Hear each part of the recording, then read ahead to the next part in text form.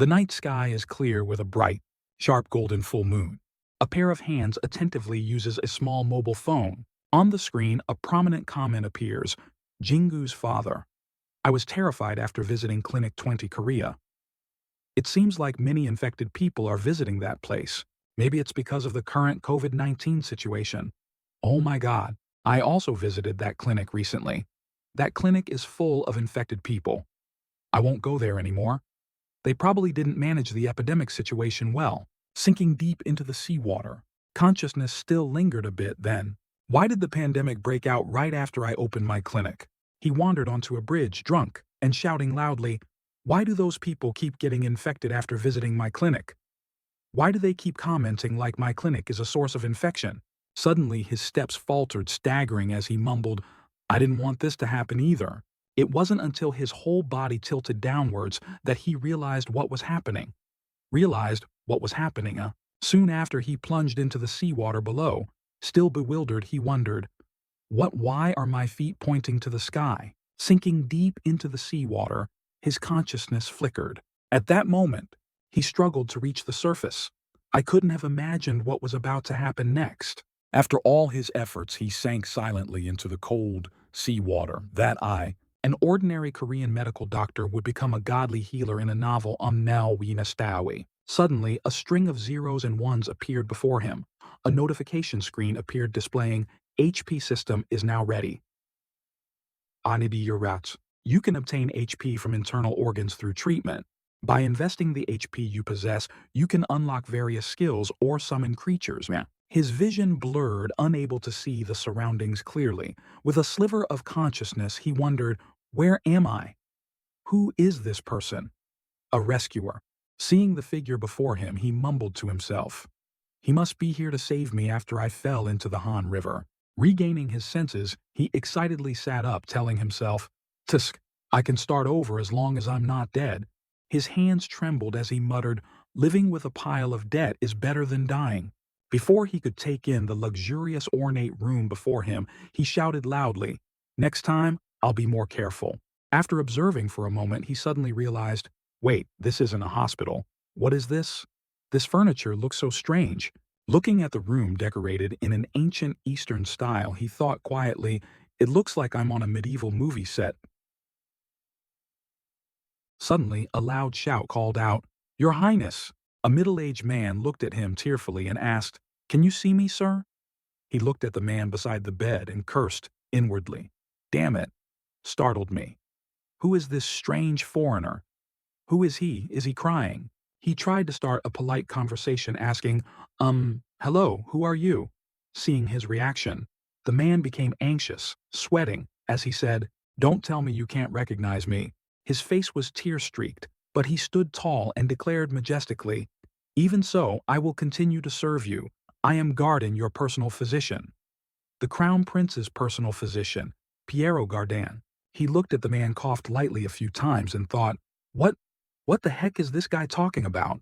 Thinking of his thick, dry throat, he asked, "Hey, can you bring me some water?" Before he finished speaking, a cup was brought over. The man respectfully offered the cup with both hands. "Here you are, your highness." Seeing this speed, he silently marveled. That was fast. Holding the cup and starting to drink, he suddenly realized something and couldn't stop thinking, wait, is this real diamond? It doesn't look fake at all. It smells like 24-karat diamond. Now he noticed the mirror in front reflecting his image. Seeing his beautiful appearance, pink lips, white teeth, blue eyes, silver hair, made him momentarily stunned. Garden saw him stunned and unresponsive, shouting out, "Your Highness," causing him to choke on the water. The man worriedly wiped him clean, while he was still struggling to believe what was before him, screaming inwardly, "What the heck is this? What the heck is this? Me? But this isn't my face." He sat quietly, trying to regain his composure. Remembering the novel on his phone, he was momentarily stunned, thinking, Raquel Adria Magentano, Emperor Demon Sword, the novel I read before the day I got drunk. Recalling the time he lay sprawled out, reading the novel, he thought, isn't this a character from that novel? His beautiful face showed an expression of stunned disbelief. He looked at Garden beside him and called out, "Hey, The man immediately replied respectfully, "Yes, your highness." Looking at him, he naively pointed to his own face and requested, "Can you slap me?"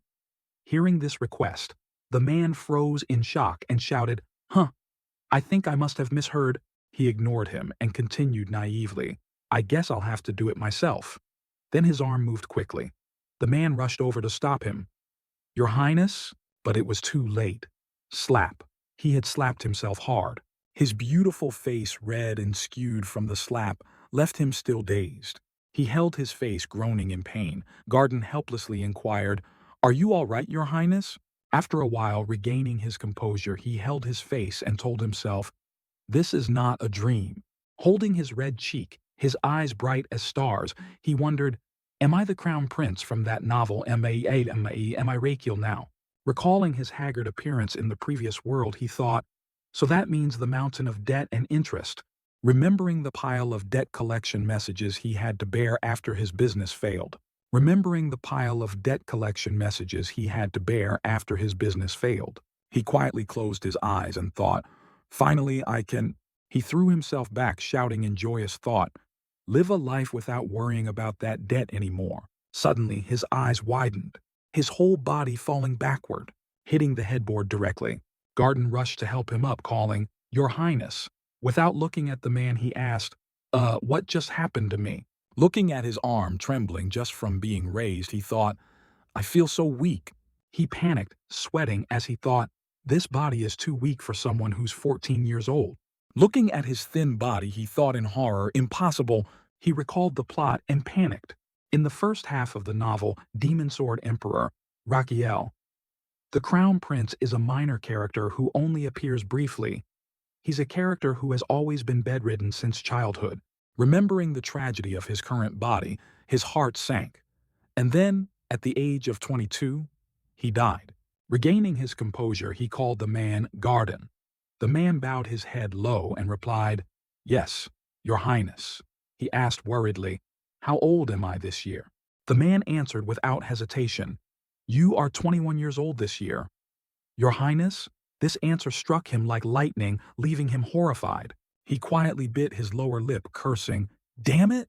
Sitting on the bed, his mind uneasy, he thought, 1 year. His face looked like he was facing a great enemy as he worriedly thought, when did things start going so wrong?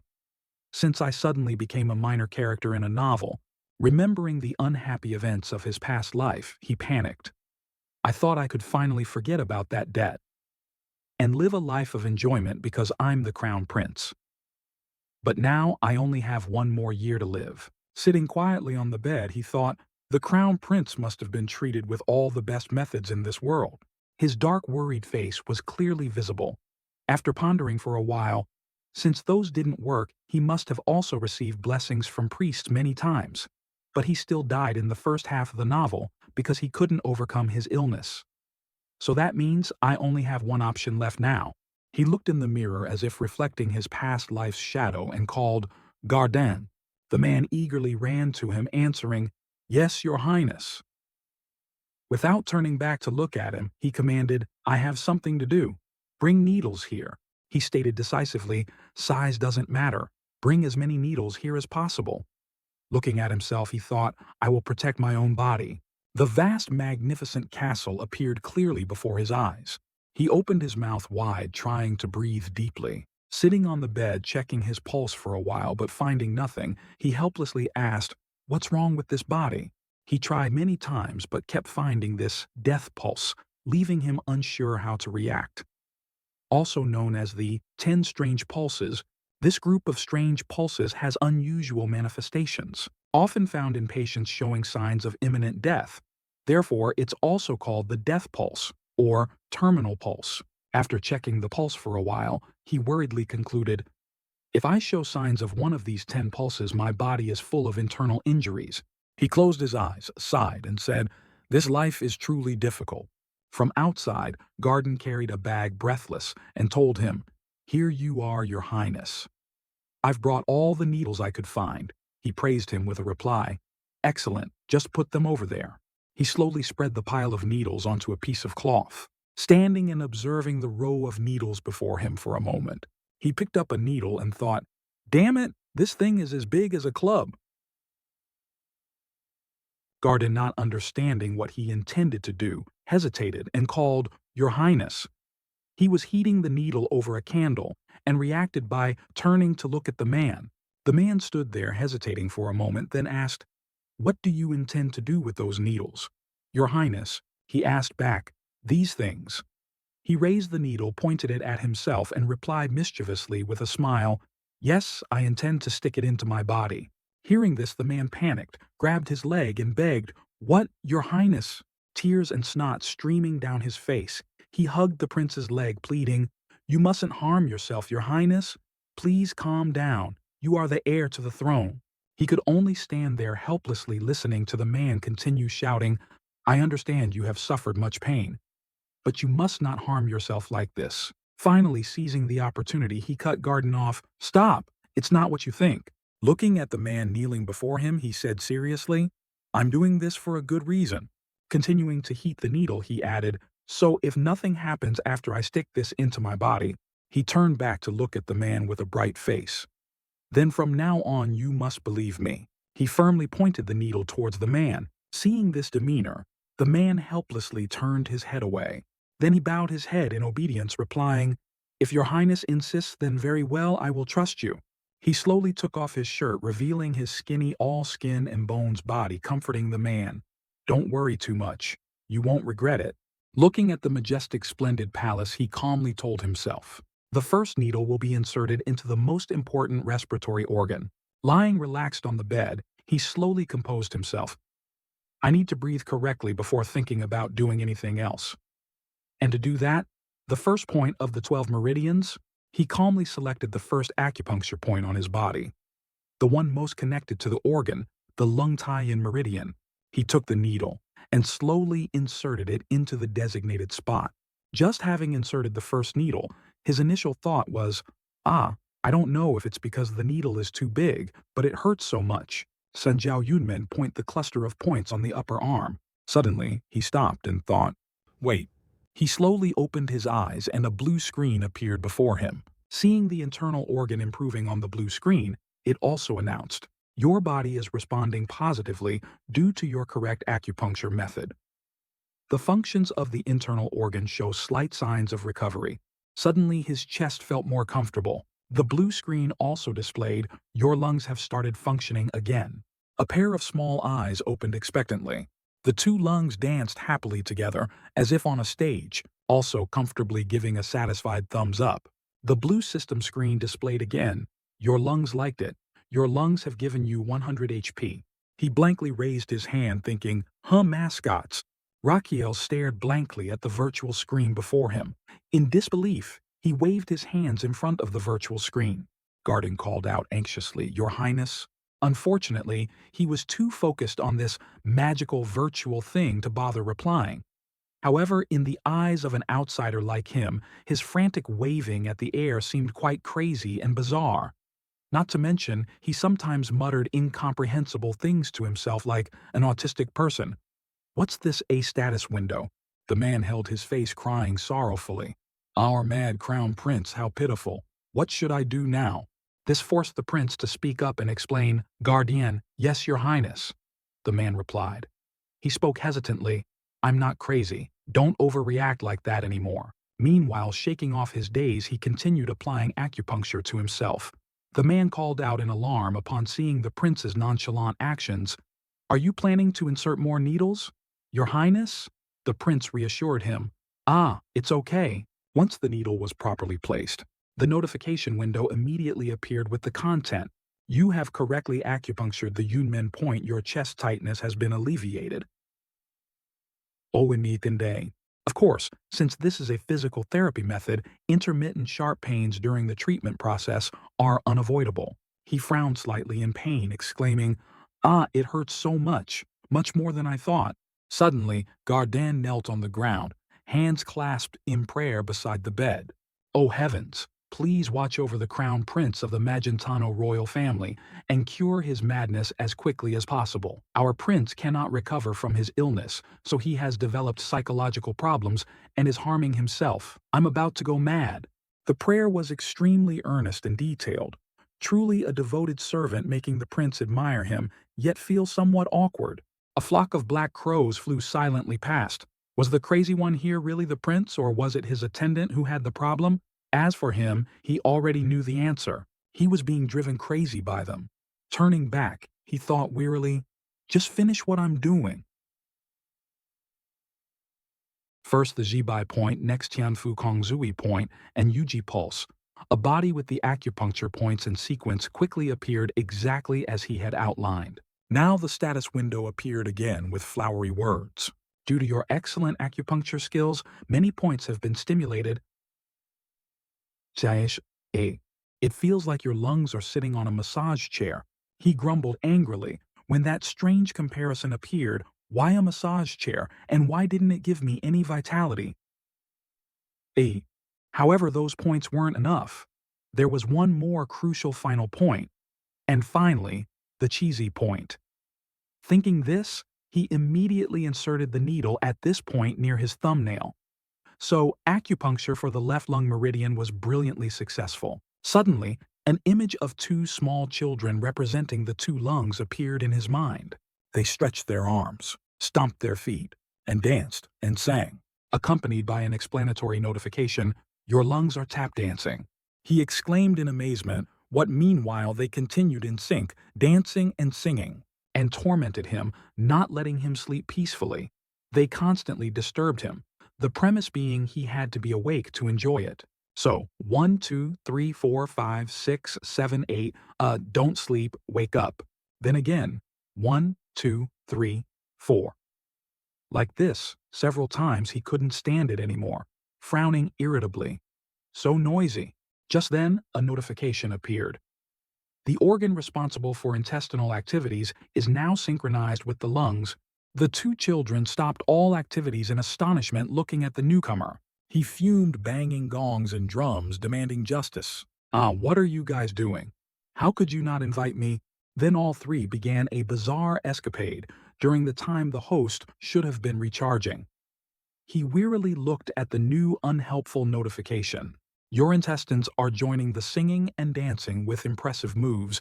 Every cloud has a silver lining. Although the large intestine arrived and joined the disruptive fun, preventing him from sleeping, its appearance also caused their HP contribution to increase. Intestines gave you 100 HP. Your lungs gave you 200 HP. Current HP is 600p. He glanced at the notification line thinking, now the large intestine has appeared, and he dazedly read the long notification that followed. The amount of HP you possess is sufficient to unlock skills. The skills you can unlock will depend on your knowledge and abilities. Would you like to see the list of skills? He was stunned for a second, wondering, skills. Faced with the new phrase, guesses kept popping up. Like in games, swing a sword and get a sword aura. Or shoot fire from a staff after casting a spell. The kind of abilities needed in fantasy novels. Thinking this, he didn't hesitate to press yes with the thought, of course I do. The next notification appeared displaying the skills that could be unlocked. The screen loaded and displayed a long list of unlockable skills. 1. Pulse diagnosis. 2. Acupuncture. 3. Cupping. 4. Moxibustion. 5. Prescribing medicine. 6. Herb identification. 7. Herb gathering. 8. Decoction. 9. Charging for treatment. 10. Astrahan treatment method. He reread the displayed skills with some awkwardness. These are things I used to do.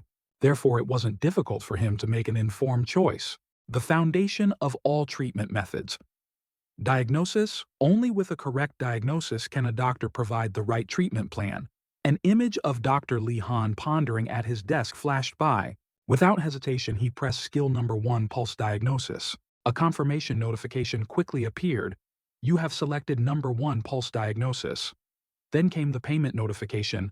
Unlock skill level 1, cost 500 HP, remaining HP 100 HP. A bright light flashed, then exploded.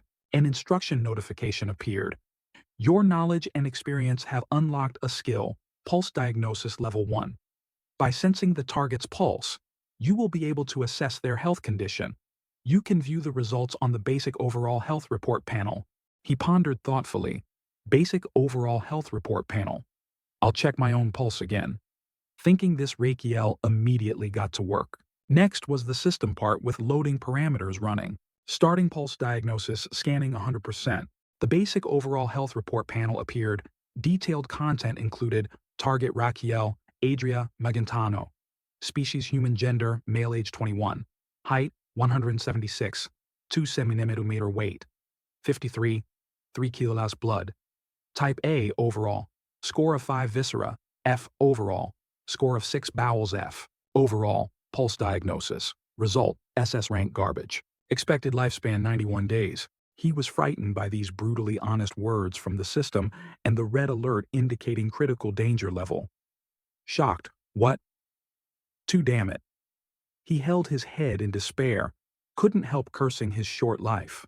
I had a feeling, but does this body really only have 3 months left to live? It's always easier to breathe when you throw difficult matters onto others. Do you think I'll die like this? He suddenly had a good idea. If I perform acupuncture clockwise using a reducing force method to rotate them, then exhale while removing the needles with the help of the respiratory system and drainage method, Alright, the last thing to do is lie still and wait for a miracle to happen. A notification appeared, signaling this test was completely successful. Your lifespan has increased by 1 day, lifespan 92 days. He sat up, startled. My lifespan increased. He dazedly held the needle, thinking, it worked.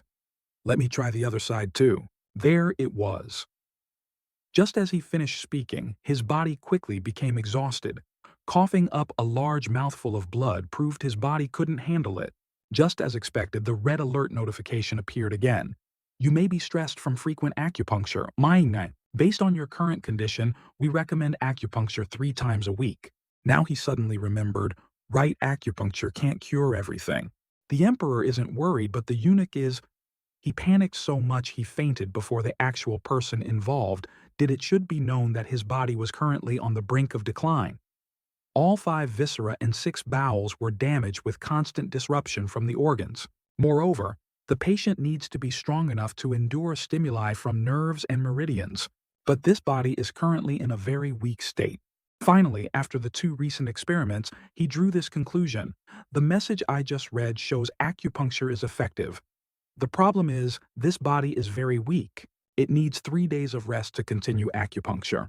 If I do acupuncture once every 3 days, and my lifespan increases with each session, then I'll live for another month. But that's still not enough because I'll still die soon.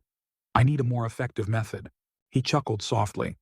A new method is ready for testing. That's right. The fastest and most effective method is still the oral route. Meaning herbs? He exclaimed excitedly. It would be normal if he were alone here, the premise being no one else was present. But the truth was, the man was still right there. Garden asked confusedly, Herbs, your highness. Are you sure you're all right, sir? He nodded in response. Then he waved his hand to command, Garden, I have a favor to ask of you. Although still vague, this was his duty and responsibility. So Garden quickly replied, Please speak, your highness. So he smiled brightly like a flower and asked, In the medicine storage there are better ingredients too, right? In the medicine storage there are better ingredients too, right? He immediately said, Poisonous ingredients. Garden hesitated for a moment, then replied, We do have those, but all he needed was everything before the word, but what came after didn't matter, or rather, it was best if it didn't exist. So he clapped excitedly, interrupting the man. Ah, we have them. We have aconite root too, right? He answered honestly, Yes, although the main palace doesn't have it, we still stock it, because this is the crown prince's palace. He happily commanded, Good, bring it here to me. Garden confusedly asked for the reason. Yes, but what will you use it for, your highness? Hearing this, Rakiel smirked. Then he licked his lips, desirously, pointed to his mouth, and said, To eat? The man clutched his head in horror. The prince still wouldn't stop, repeating again, I will eat. A moment of silence enveloped the palace. He immediately knelt, crying and begging, You mustn't do that? Your highness? How could you ask me to bring you poison to eat? The prince explained, It's not like that. It's just part of the treatment. But the man clearly didn't believe the words of a madman, especially not after seeing his crazed expression when he said he'd eat it earlier. "But your highness?" The prince cut him off, annoyed. "Stop nagging. Bring it here.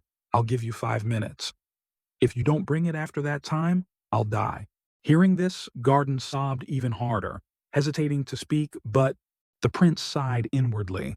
This is the only way to force him.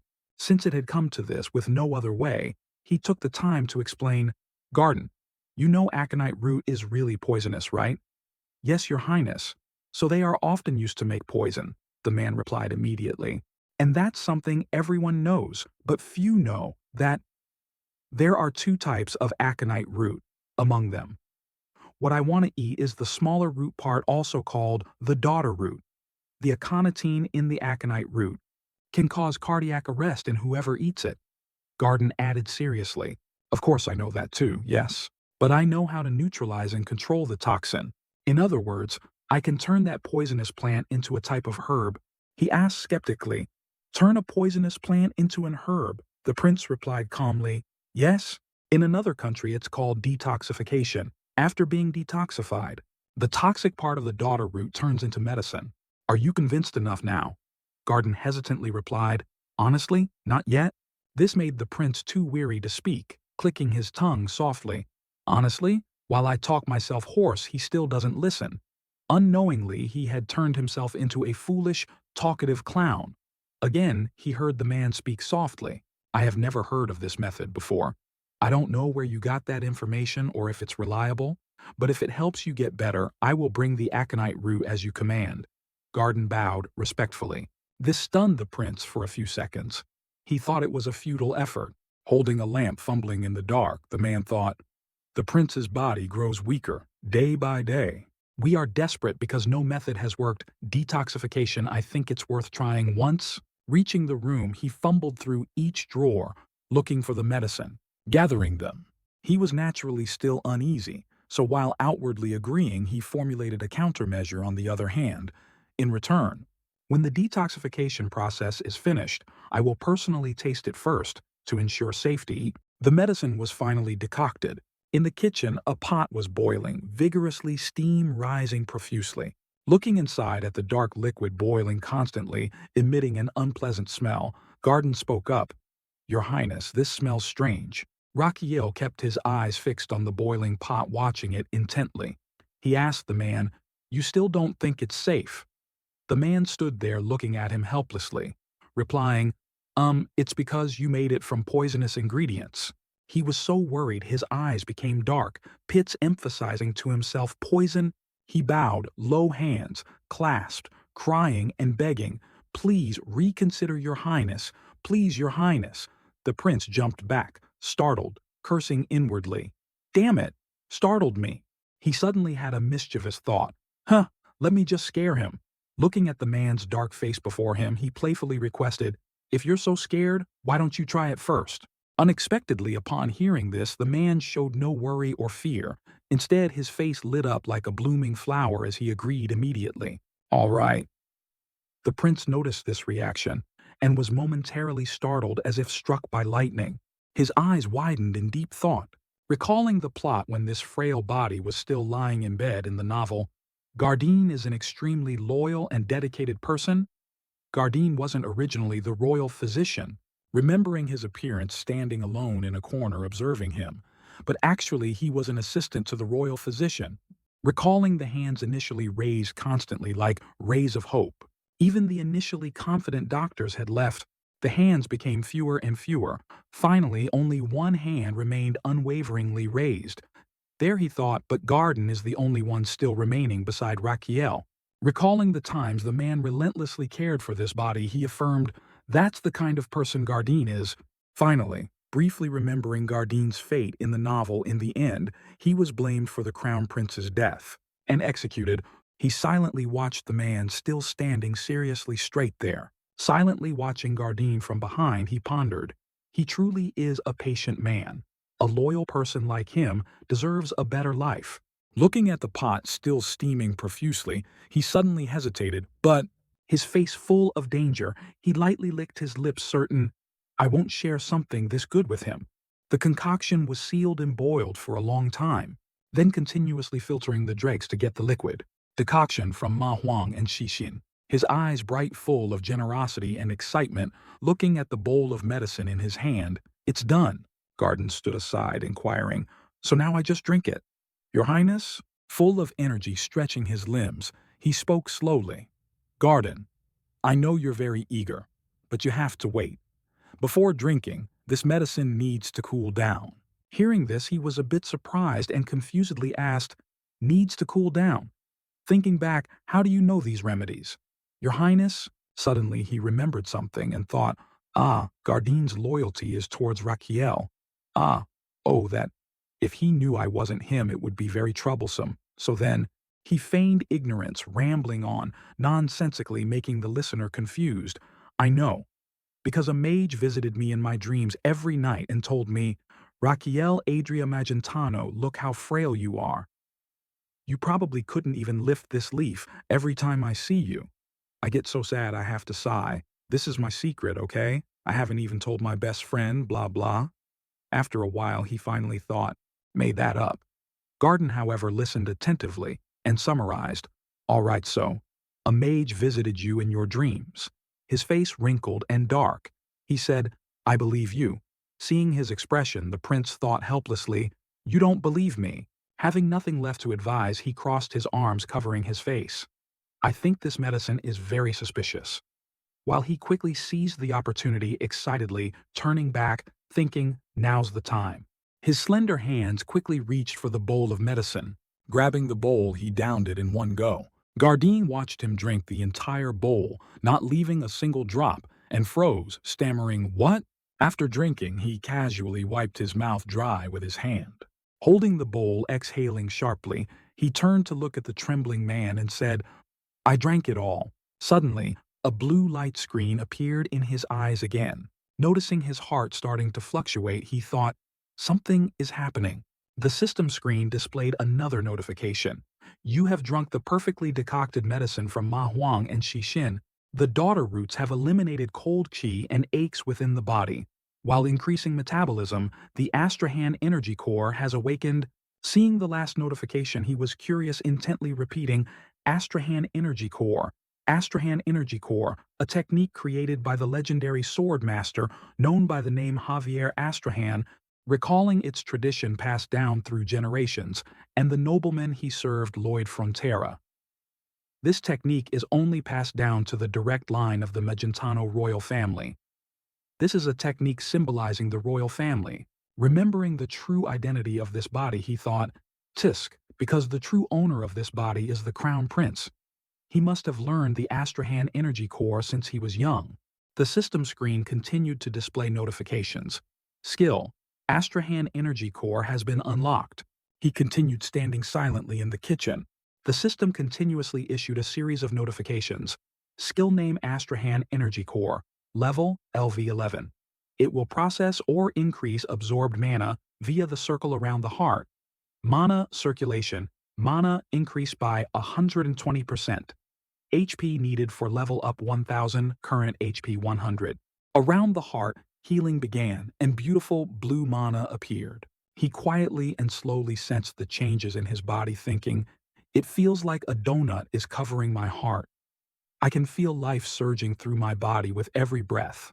Around his body, a jade-green light started emitting. He observed in amazement, "So this is mana." Looking at the system screen before him, he grinned brightly, shouting inwardly, "Wow, awesome!" Suddenly, the empty medicine bowl dropped and shattered. He clutched his chest in discomfort, sweating profusely, confused, my heart, feeling as if his heart was being squeezed tightly. He clutched his chest in pain, thinking, "It feels like it's about to explode." He clutched his chest, collapsing and trembling on the ground, thinking, "The ring around my heart." Garden rushed over, worriedly, calling, "Your Highness." His face dark with worry, he looked at the prince, shouting incessantly, screaming non-stop. Annoyed, his pupils constricted as he cursed inwardly, what a hassle." Suddenly, a series of bright red notifications appeared on the system screen. Warning: Mana circle is putting too much pressure on your heart. Danger warning. Growth balance between mana circle and your heart is lost. Warning: your heart is at risk of stopping. Finally able to exhale, he braced his hands on the ground, trembling uncontrollably, thinking, growth balance lost. That means the size of my heart and the mana circle are incompatible? Recalling this body's condition as a child, only able to sit lonely and quiet on the bed, Raquiel, who was frail since childhood, never had time to train the mana circle. Feeling his heart constantly constrained, he thought, the mana circle is like an ill-fitting ring tightening around my heart. He placed his hand on his left chest seriously. If that's the case, then he regulated his breathing, gently activating his mana, thinking, there's only one way left, he thought. Since I can't shrink my heart, I'll start going deep inside and explore the body. Turning himself into a tiny shadow traveling inside his body, he firmly decided what needed to be done. So I'll shrink the size of the mana circle. Approaching the location of the constantly tightening heart, he quickened his pace, running for dear life, thinking, I'll increase the rotational speed the circle is generating. Reaching the blue ring, he grasped it firmly. Using all his strength to stretch it, he reminded himself, make it spin like crazy. Continuing to stretch the mana circle, making space for the heart. He panicked and cursed, damn it, I'm about to faint. He persisted relentlessly, trying his best, drawing strength from his past life. But this pain is nothing compared to my failure in Korea. The rumor that my clinic was a hotbed of infection had spread. Remembering his clinic closed due to the pandemic, he painfully recalled those failures. I lost all my patients. Remembering the image of himself sitting in the room looking at debt notices until he went bald, even started losing hair, remembering the burdens of his past life. Furthermore, rent, debts and interest kept piling up. I even mortgaged my house to pay debts. As if receiving a huge boost of motivation, he shouted loudly, nonstop, while stretching the mana circle with all his might. Damn it, my beautiful house. Trembling, he continued forward. Don't! Covered in sweat, he relentlessly affirmed, underestimate. The mana circle was held firmly in his hand. His feet also moved forward bit by bit relentlessly. Finally, after all efforts, the mana circle was perfectly expanded. Sweat streamed down his face like a river, panting heavily, but his eyes remained determined. A self-employed business owner in Korea. Finally, the heart could function stably. His steps became unsteady again, falling backward, making Garden endlessly alarmed. He sat there silently breathing nonstop, looking at the system panel displaying the notification. Thanks to beneficial stimulation, the king of all internal organs, the heart, has now awakened. At this moment, a pair of powerful legs walked in. A resounding shout echoed, the king has arrived. On the bulging bicep, a heart tattoo pulsed with a steady rhythm. Now, with a dazzling light, a sedan chair carried by 4 people appeared. Below, crowds waited expectantly to see the main figure's arrival. The door slowly opened. A young man with red hair, six-pack abs, a cool face, arms crossed, walked slowly forward. He put his hand on his face, making some very awkward-looking movements. With the spotlight shining, the young man began to show off his body, puffing out his flawless chest forward. This person with the bright, radiant face was Raquiel's heart. The large intestine placed its hand on its forehead, shouting, Sir Big Brother, I'm glad you're still safe. The Lung brothers were extremely excited. One covered his mouth laughing. The other pointed and said, a ragged person appeared in a shabby place. The heart stood before them, extremely arrogant, saying, hello, you ragged brats. Returning to reality, Raquiel clenched his trembling hands. He smiled faintly and said, all right, sorry for this shabby body, okay? Suddenly his eyes widened as if discovering something. The system unexpectedly announced, growth balance between mana circle and your heart has rebalanced AE. For the first time in history, you have acquired a mana slot. Slot 010 liters, 10 liters.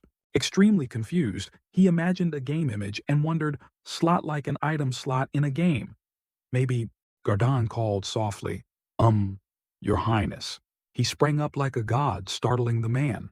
He replied softly, yes. Seeing his radiant, smiling face made the man astonished. Suddenly, His Highness looked so full of energy. He worriedly asked further, you looked like you were in a lot of pain. Was that a side effect of the medicine? He chuckled, scratching his head, explaining, I just choked a little. As he spoke, he squeezed his neck to demonstrate for the man. It felt like this. This scared the man into shouting to stop him. Your Highness, please don't do that. He looked at the pile of broken pieces on the ground, blaming himself. Just now, Your Highness's condition looked very critical. I knew it. I should have drunk it first. Cariel sighed, then pointed teasingly. Huh, you want to drink poison that badly? Next time, I'll let you drink it. Hearing this garden's face darkened mouth, agape, in fear. That's not what I meant. The prince turned to leave, not forgetting to wave his hand commandingly. If you don't want to, then clean it up. I'm going to rest. The man obediently bent down to pick up each piece. The prince walked a few steps, then stopped. Ah, one more thing. Then tilting his head 60 degrees, he flashed a sunny, angelic smile, saying, Thank you. Hearing this felt like being struck by lightning to him. His pupils contracted as he asked, What, sir? His face stiff, he walked over. If you didn't hear, just forget it. But in Garden's mind, a thought arose. The poison must have affected His Highness's brain. Is he sicker now than before? Cario clutched his chest, speculating.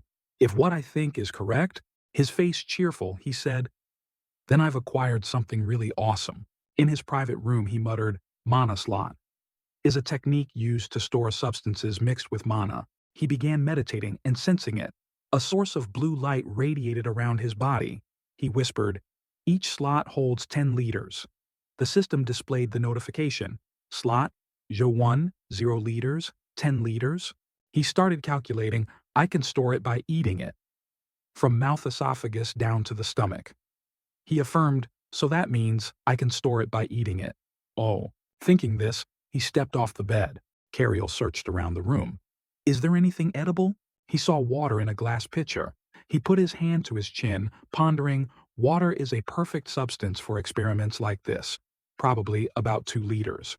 Median lethal dose, that's a term used to check how much toxin a substance contains. It's the dose that can kill 50% of test subjects. Squinting, he leaned close to it to assess. He observed the pitcher. Simply put, there's a 50% chance I'll die from it. Even if I don't die, I'll suffer immense pain or become vegetative. With the standard weight of 60 kilograms, the median lethal dose would be about 5 and 4 liters of water. With my weight, it's about 3-9 liters. He picked it up, his whole body trembling. Mouth agape, he lamented, So heavy I'll die with this miserable body. Without a second word, he quickly downed it in one gulp. His eyes slightly open mouth, murmuring, I want to store the water I'm drinking. In just a moment, he let out an, Oh. The system also quickly announced, Slot 01, 1 liter, 10 liters. He exclaimed joyfully, It worked. Cario looked at the empty pitcher before him and marveled, I don't feel it at all. Let's try drinking a little more. And just like that, numerous pitchers of water in the room were drunk clean by him. The empty pitchers were neatly arranged on the table. He put his hand on his chest, thinking helplessly, I drank all 10 liters, but I don't feel anything. But the system shows slot 01 10 liters and 10 liters. Retrieve 01 liter. His face suddenly flushed, a satisfied, suggestive expression appearing. An extremely comfortable sensation made him exclaim, Oh, I feel like a human version of a camel. I can retrieve as much water as I want. He propped his chin on his hand, thinking, Now I know how to use it. Now I know how to use it. I'll die if I immediately retrieve 9 liters of water from my body. He crossed his arms, bending over to look at the ground, wondering, Can I do anything else? Suddenly his eyes widened in astonishment, exclaiming, Oh! He looked towards the pitcher on the table, his mind racing. That's right. A bold idea came to mind, the Astrahan core technique. He extended his hand forward. His body began emitting a source of blue light. Expertise, absorb, amplify, and release, mana. His eyes focused, amplify and release. Let's try using it. Yeah, he thought. If I release it outside my body instead of inside, and release, power surged throughout his body. Finally, it converged before his palm into a blue, water-like sphere of power, making him gape in astonishment. His hand deftly controlled it. He cheered happily. Success now. I just need to put it in the pitcher. Cario carefully and slowly walked over, putting that mana into the pitcher before him. Suddenly, the pitcher shattered into many pieces. He stood there, unable to control his power. The mana source and the shattered pitcher hung suspended in the air. His face stiffened, speechless. Ah! Looking at the scattered mess everywhere, he wondered, what just happened? This shouldn't have happened, right? His thoughts were extremely simple. I thought it would flow slowly, like a fountain. Cariel sadly returned to bed to rest. Why did it suddenly turn into a waterspout? Outside, suddenly, there were sounds of hurried footsteps approaching. People exclaimed in alarm. There's a loud noise in the Crown Prince's room. A group of guards without a word hastily opened the door and rushed in. Your Highness! Garden Face, pale cold sweat dripping, shouted, Your Highness! Are you all right? He questioned rapidly. Was there a terrorist attack who would dare attack His Highness? Startled as well, he turned back to explain, Oh, it's not like that. His face stiffened, thinking, what story should I make up now? He scratched his head awkwardly, saying, Huh. Then, like a madman, he reenacted the previous action. I got a bit angry and smashed the pitcher on the table. That's what caused the loud noise. Sorry. Those people glanced at each other doubtfully, but no one dared say anything. Cariel saw their attitude and rubbed his mouth, smiling inwardly, thinking, Tsk, didn't work? Tsk, even I think it sounds stupid. Suddenly, the guard placed his hand on his chest respectfully, saying, It's all right, Your Highness. Are you injured anywhere? He felt truly exasperated, replying, flustered, my leg is just scratched a little, inwardly marveling what they believe it. The guard continued instructing, Sir Garden, please escort His Highness to bedroom 2. He nodded slightly. After bandaging his wound, I will take His Highness there. He was carried on Garden's back. His face still wore a smug smile. That excuse sounded quite suspicious, but they still believed it. Is it because I'm the Crown Prince? Ye ditch. Very quickly, he arrived at another room, bedroom 2 in the annex. After he was placed on the luxurious bed, Graydon respectfully said, Please rest well, Your Highness. Cariel thought happily, Is this the privilege of royalty? Then he turned to instruct, Garden, you go rest a bit too. Now, alone in the vast room, he held his hand up before his face, examining it. About the accident just now. Now he realized the ring and the meridian around my heart. The flow of mana ran through my shoulder and arm, amplified, released, and then burst. He rested his head on his arm, thinking, that blast contained a lot of energy. Then he sighed in relief and slowly drifted off to sleep. I need to sleep before causing any more trouble. From now on, I must experiment carefully. No one will discover what I'm plotting.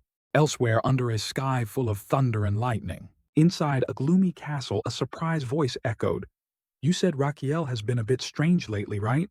On the throne sat a majestic man, Emperor Astelion Zestarosa Magentano. Below, the other person respectfully reported, Yes, Your Majesty, the Crown Prince hurt himself with needles. He even drank poison. Hearing this, the Emperor became extremely angry. He ground his teeth, muttering the name Raquel. His eyes red with fury, he asked, What the hell are you doing, son? The next day, Cariel woke up very early. He stood before a giant pot of medicine. Looking at the already decocted ingredients, along with the cooked medicine boiling vigorously, steam rising profusely, his face beaming, he exclaimed, Good. I've finished preparing 10 liters of decoction from Ma Huang and Xixin. Then he pointed towards the door, saying, Garden, can you step outside for a moment? He asked curiously back, Yes. What is this for Your Highness? He smiled faintly, remembering the scene about to unfold. Because you'd faint if you saw me drink all this at once, right?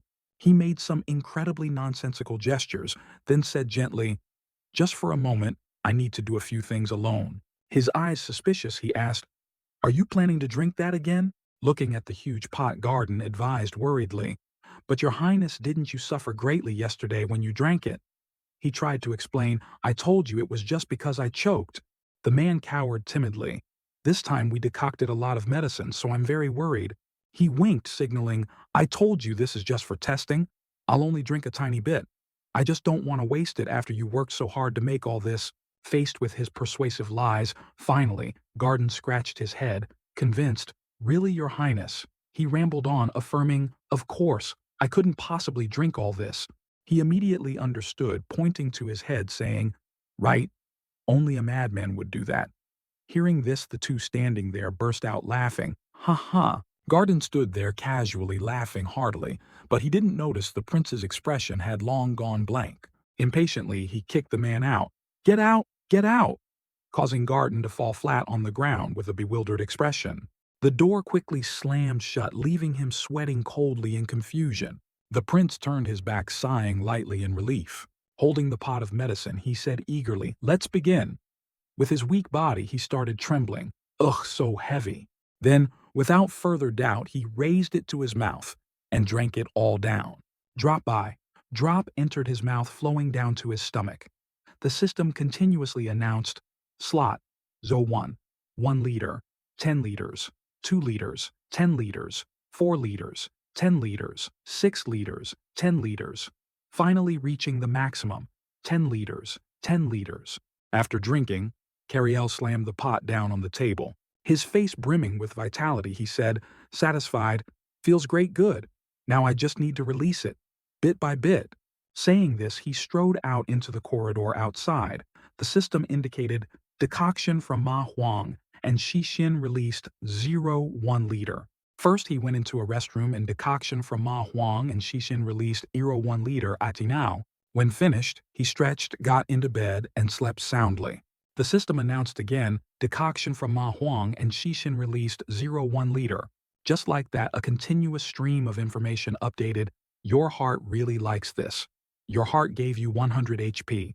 Your lungs are dancing. Your lungs gave you 200 HP. Your large intestine is jump roping with your sphincter. Your large intestine gave you 100 HP. Looking at the number HP 500, Cariel bit his nails, thinking, still not enough.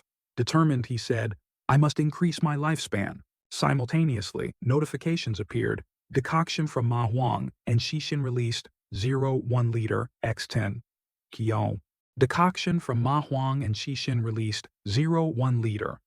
Decoction from Ma Huang and Xixin released 0.1 liter, and many similar notifications like that.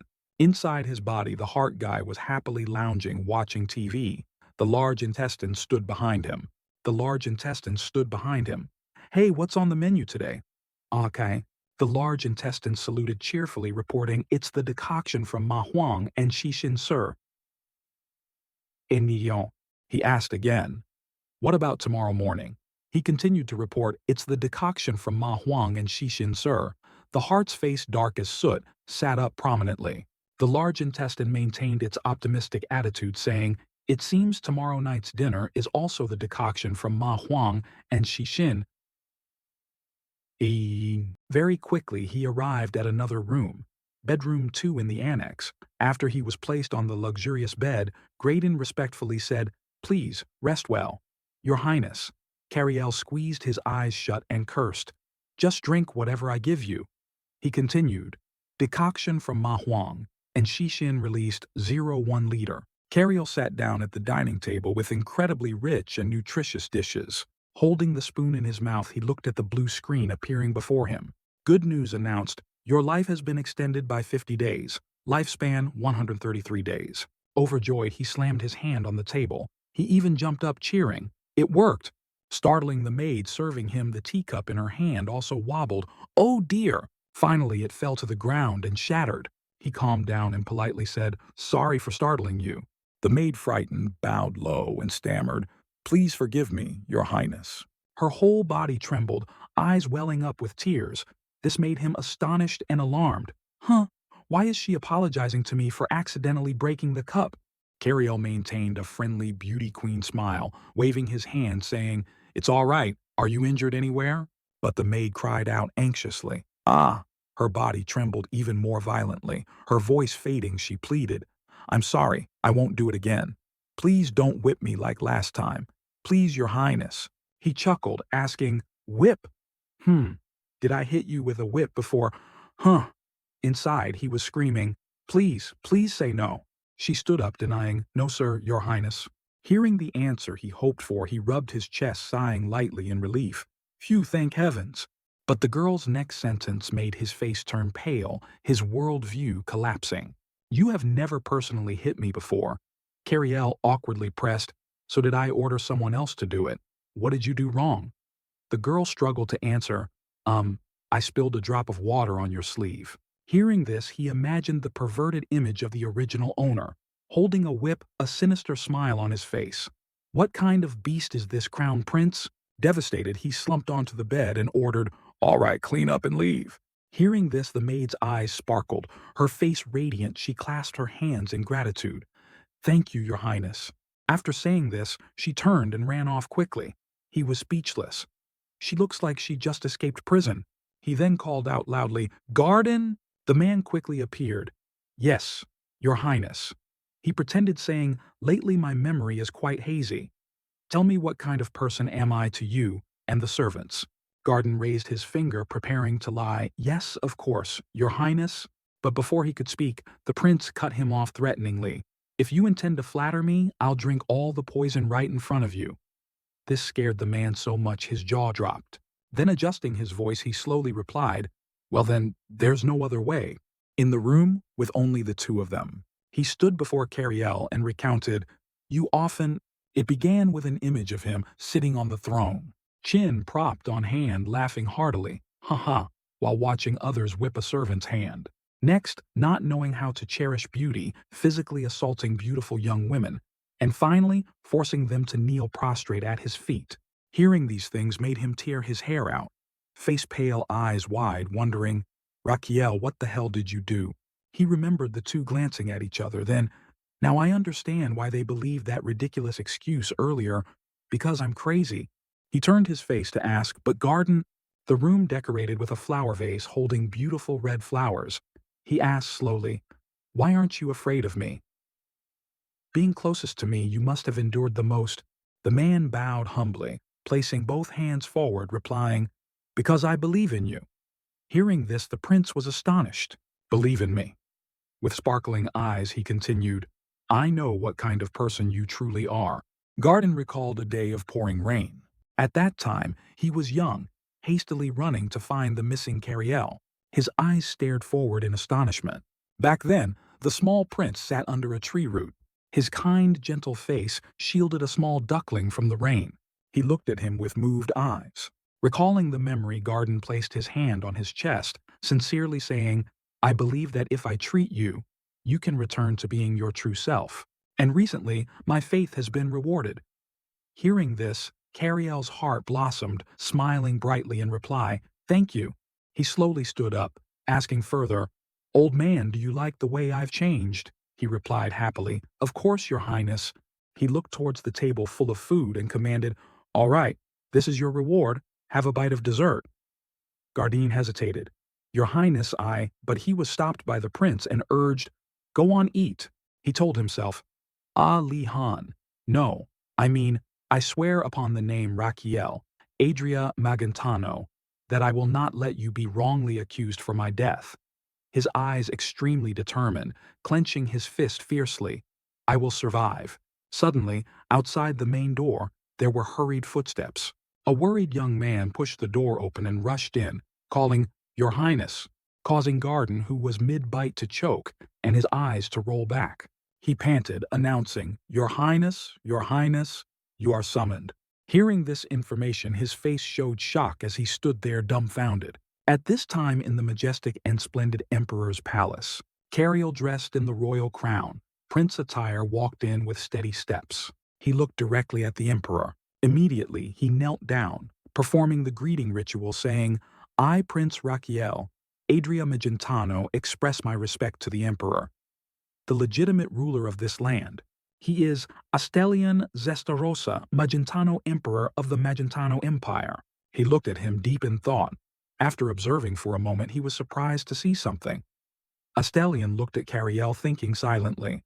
The Astrahan treatment method. Weak as he is, he managed to do that. Now his whole body gradually started trembling from kneeling too long. Sensing something from him, he thought silently, "He seems uneasy in my presence. Maybe I was wrong about him." Waiting forever, the emperor still hadn't replied, making Cariel struggle to hold on. Gritting his teeth, enduring his increasingly trembling legs. "My legs are numb. Say whatever you need to say quickly, so I can stand up." Finally, Astelion spoke. "Is life in the Annex Palace to your liking?" He replied, "Yes, your majesty." But inwardly, he thought annoyed. "Are you really going to make me talk while kneeling?" Suddenly, the man frowned and continued, "Humph, I heard you tried to injure yourself with needles and drank poison. Is that true?" Hearing this, Cariel immediately looked up, reacting strongly. "No, it's not." He scolded angrily. "Fool! How dare you claim to be a descendant of this royal family?" Astelion propped his chin, lecturing. "You are a proud member bearing my bloodline. You must not lose your dignity." Hearing this, he could only remain silent, head bowed low.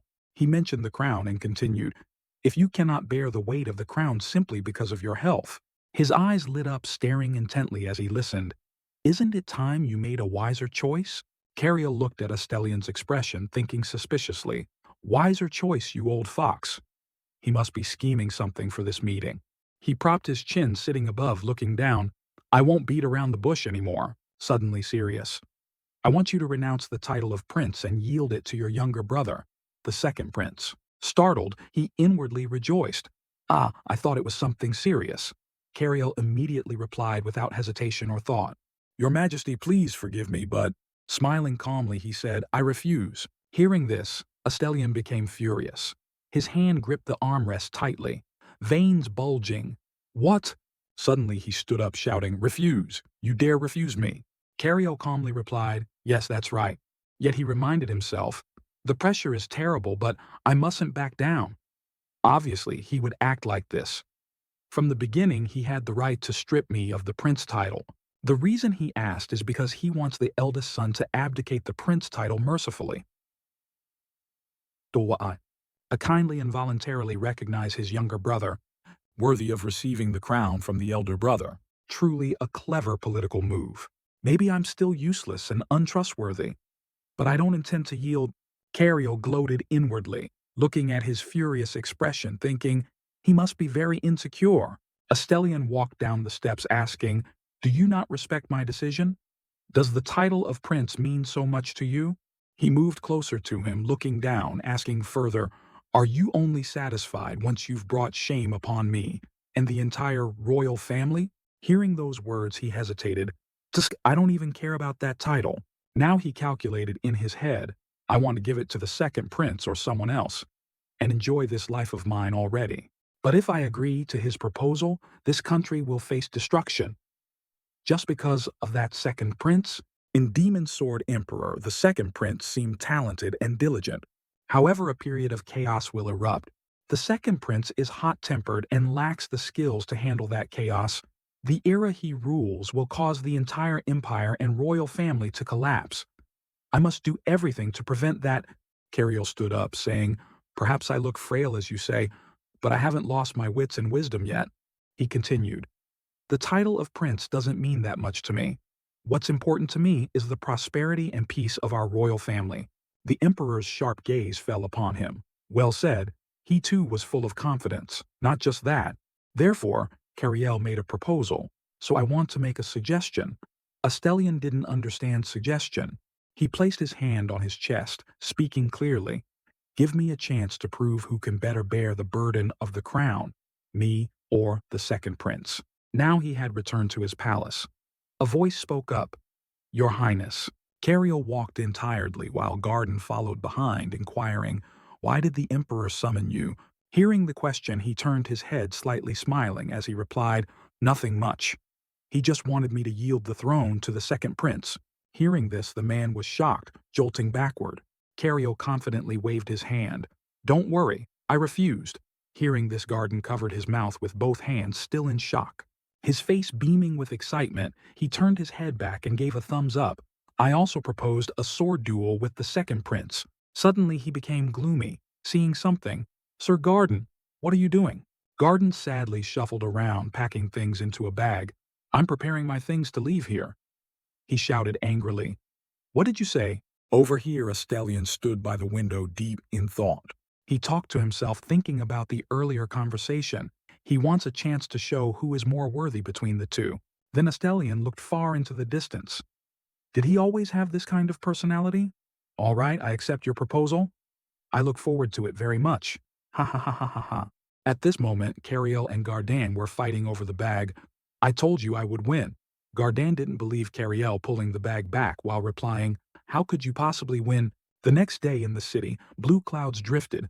The weather was wonderful. Below, the palace bustled with crowds gathering. Flags fluttered in the wind. Powerful people had also taken their seats. Astelion looked down below, cold as ice. 5102 Bong, March ice. Everyone stood surrounding the area in the center. Only the second prince and Cariel stood warming up. The women standing outside shouted excitedly, "Prince Theodore is so handsome. How glorious will his victory be?" Now Theodore's footsteps approached Cariel. Approaching Cariel, he saw him lying stretched out. Cariel looked up curiously. "He is Theodore Palermo Magentano, the second prince of the Magentano. Brother, prince, you don't need to do this." The second prince continued, "I hate to say this, but you know how this will end." Raquiel stood up, frowning uncomfortably. "End? Are you asserting your own victory?" The two faced each other. Theodore spoke. "The emperor said you proposed a duel to help me become more worthy of the throne." Hearing this, Raquiel felt helpless. What nonsense is this? Suddenly, he overacted, clutching his head. "You know, too, the result will still be the same. I don't want you to risk your life just for this. I won't allow it. I won't let you sacrifice yourself for me like this." Raquiel smirked sinisterly, thinking, "You two must be gravely mistaken. Sorry, but..." Garden then took out a super-large shield made of iron armor and brought it to Raquiel. He dropped it onto the ground with a loud thud, startling and intriguing everyone. At this moment, Astelion couldn't help but be surprised. He gripped the armrests, looking stunned and bewildered. Even Theodore froze dazed.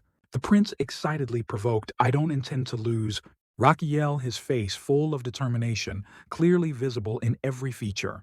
Early in the morning, a voice rose from the castle area. "The prince is truly strange. What if someone hears?" At this time, people crowded around in a circle, bustling and whispering. "Don't you see? The second prince has a talent for swordsmanship with that magic circle. He even learned swordsmanship from a famous renowned knight." Raquiel held. The huge shield took a stance and smiled confidently. Garden, standing outside, was somewhat worried for him. "The prince has no chance of winning. This is truly a joke." Flashing back to the past, remembering when he was seriously training, saying, "Joke, I told you I was serious, I want to win." At that time, Garden, with a sad and fearful expression, hesitated, saying, "But your highness?" Before he finished, he was interrupted by the prince. It's okay. I'm glad no one expects anything from me, so I don't feel any pressure." Hearing this, he immediately placed his hand on his chest and shouted, "Of course I believe you will win." Raquiel found it hard to believe, liar who believes you. At this moment, he was full of excitement, supporting and boosting the prince's morale. Right then, he also stopped training, panting, hands clenched tightly, saying 3 times, "If I can block 3 attacks from the second prince." Suddenly, he raised 3 fingers with determined eyes. "I will win." Returning to the present, Garden clasped his hands in prayer. "Please, I hope His Highness can return safely." From high above, Astelion spoke, making everyone look up. "Today," he continued, "this match will decide who is the heir to the throne." Everyone listened attentively. The rules are very simple. Even Raquiel was serious. If the crown prince can resist for 5 minutes or defeat the second prince, then the crown prince will win all. On this side, the second prince also drew his sword. Conversely, if the crown prince cannot do either of these, victory will belong to the second prince. And now the two face off. Theodore thought silently, "Brother, it has come to this. I will end this as quickly as possible." A clear voice shouted. "The match begins." Suddenly a sword dropped at Raquiel's feet. Astelion frowned, both surprised and bewildered. The onlookers also murmured among themselves, "What, it's over already? That boring..." It was Raquiel. He had thrown his sword aside. Even the second prince was surprised and confusedly asked, "Are you conceding?" Theodore was actually secretly relieved, thinking, "Honestly, I didn't want to point my sword at someone so weak anyway. Good thing." Then Theodore looked at the surrounding people, silently assessing, "But I can't believe he gave up so easily in front of so many people here." He hesitated. This could tarnish the royal family's image. Theodore fell into a daze, unsure what to do. Should I talk to him? So he continues the match. No, I shouldn't. After all, he's sick. But father is watching." Ignoring everyone around, Raquiel gripped the shield tightly with both hands. Then Raquiel placed it squarely in front. adjusting it to the correct position. Because it was so large and heavy, it made a loud noise. Seeing this, Theodore was extremely surprised, realizing he chose defense instead of a half-hearted attack. It seems he wants to endure for 5 minutes instead of defeating me. Good choice. Then I'll go all out to end it quickly. Now realizing his tactic, he gave a sinister smile, and Theodore began summoning his own power. Now he opened his eyes full of fighting spirit. Instantly he launched himself upward. With incredible speed before any movement could be seen, he appeared right in front of Raquiel. Astelion, sitting above watching the match, thought silently, that attack had weight power and accompanying magic. The shield will collapse no matter how he tries to block that blow. Below, Raquiel also gritted his teeth, enduring the second prince's incredibly powerful attack. Although Theodore attacked fiercely, he wished and prayed. Brother, please don't fall backward and make yourself look like a fool. Even if you want to lose, please kneel down and defend to retain some dignity. The attack ended. The thick smoke gradually dissipated. Yet he still calmly held the shield, thinking, after this, I'll launch an attack from above. The second prince's eyes bulged in disbelief. He blocked the last blow. Everyone gaped. Now the surroundings buzzed. What was that? The crown prince blocked the second prince's attack. Even the emperor couldn't sit still. Raquiel sat in the stance he had practiced before, circulating internal energy, while people still whispered, surely the second prince went easy on the crown prince. He's frighteningly kind. Raquiel's eyes suddenly turned cold, as if only wanting to win. Theodore also thought angrily, that look says it wasn't a coincidence, but even so, it changes nothing. He gritted his teeth, preparing to launch another attack. Theodore gripped his sword tightly with both hands. He used even more force than before, attacking like a beast. Raquiel's hands were weakening, unable to withstand the excessive force. Both were determined, one trying to block the other, enthusiastically launching attacks. For a moment, unable to block, he was thrown far away. Garden shouted in alarm, Your Highness! After that flight, he regained his balance, angered, Damn it, my head is spinning. He signed. Raquiel's hands trembled violently. Now my wrists feel numb. He immediately remembered critical situations. However, in the past, I blocked tons of things. That last move was nothing. Theodore was astonished to still see the shield standing firm. The two continued attacking and defending relentlessly. The shield along with his ability. Despite exerting so much strength, he still couldn't move that shield. Theodore continued attacking Raquiel persistently, blocked. Behind the shield-blocking blows, Raquiel thought, it absorbs the slashing power much better than I thought. Raquiel smiled, confidently pleased. In this case, this thing will be even more effective. After attacking for a while, the second prince grew tired, saying, I don't know if you're trying to win, but before finishing the sentence. Both shouted in unison, Take this. Now Theodore flew straight up high, into the sky. He plunged straight down, striking. The sword scraped terrifyingly against the shield. I've been waiting for this blow. Raquiel immediately took a stance. I've trained my lower body to prepare for this. At the same time, the system appeared. I thought you wanted to die. Hug lungs here. But we tried our best to raise the overall rank to D. We worked hard day and night until the sphincter almost released everything. He remembered when he had prepared carefully, the shield specially crafted by the royal blacksmith. But at this moment, Raquiel was continuously pouring the drink into his mouth. Raquiel was pleased. A delicious drink for my adorable little brother. The system also announced activating slot 1 loading function. Please select loading amount. Raquiel commanded 02 liters.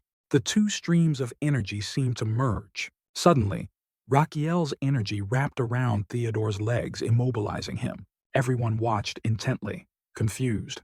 The emperor was utterly shocked, to the point that even Theodore said confusedly, What? Theodore and Raquiel stood amidst the crowd, preparing to face off. Theodore held his sword ready while Raquiel held his shield firmly.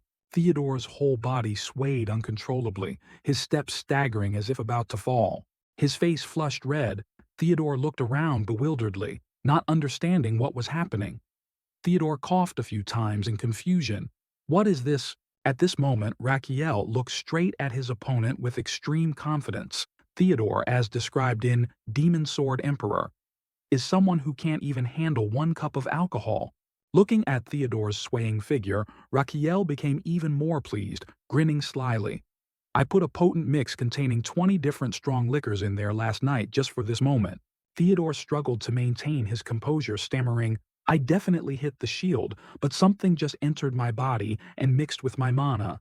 His vision blurred. Everything turned upside down. Something penetrated. Something. But his fighting spirit pulled Theodore back, gripping his sword again to confront, no, I must focus my mind, the outcome won't change. I just need to defeat my brother within 5 minutes. He thought of the king and the attentive courtiers giving all praise when Theodore reached the desired position. Then father will notice me, receiving the acclaim of thousands in the palace, and I will succeed as the proud crown prince. That's the best. Theodore silently strengthened his spirit. For the royal family, for the empire, and for my unhealthy older brother. Raquiel carefully looked back at his condition. Has it taken him down yet? Suddenly, Theodore exclaimed amidst Raquiel's doubt. Therefore, Theodore frowned determinedly, pointing his sword towards him, face flushed red from intoxication. I will win. Saying this, he dashed forward, attacking Raquiel, each sword stroke swift and decisive, swung with fiery momentum. I'm coming, brother. Raquiel urgently blocked his fierce attack, marveling in disbelief. He can withstand my potent mix. Suddenly, Theodore swung his sword. High sunlight shone down as if adding more strength to him. Then Theodore gritted his teeth and slashed straight at Raquiel's sturdy shield. He strained, struggling to block. All right, the second round of the potent mix? I invite you. The system displayed a notification per his request. 0.1-liter potent mix stored in the circle has been released. Raquiel's eyes burned with anger, silently exclaiming, drink it all. Down it in one go. Theodore's eyes suddenly widened as if sensing something penetrating his body. In his subconscious, he was sitting at a bar under warm yellow lights. Theodore looked around confusedly, exclaiming, where is this I was fighting? Opposite him was a bartender slowly shaking a shaker in his hand. After a moment, he pushed an appealing bright red drink towards Theodore. The friendly bartender gestured to one side, explaining, the gentleman over there paid for this drink for you. Theodore followed his gesture and looked over. Raquiel was nearby enjoying a precious glass of wine. As if sensing someone looking, Raquiel turned his head, noticing Theodore. He winked, smiled friendly, then raised his half-drunk glass, indicating a toast. Cheers! Returning to now. Theodore in the real world was panicking endlessly. His face flushed even redder from being plied with more strong alcohol. Am I hallucinating? Raquiel confidently tossed the heavy shield aside and faced him. He took a long, deep breath. Now let me help you sober up a bit.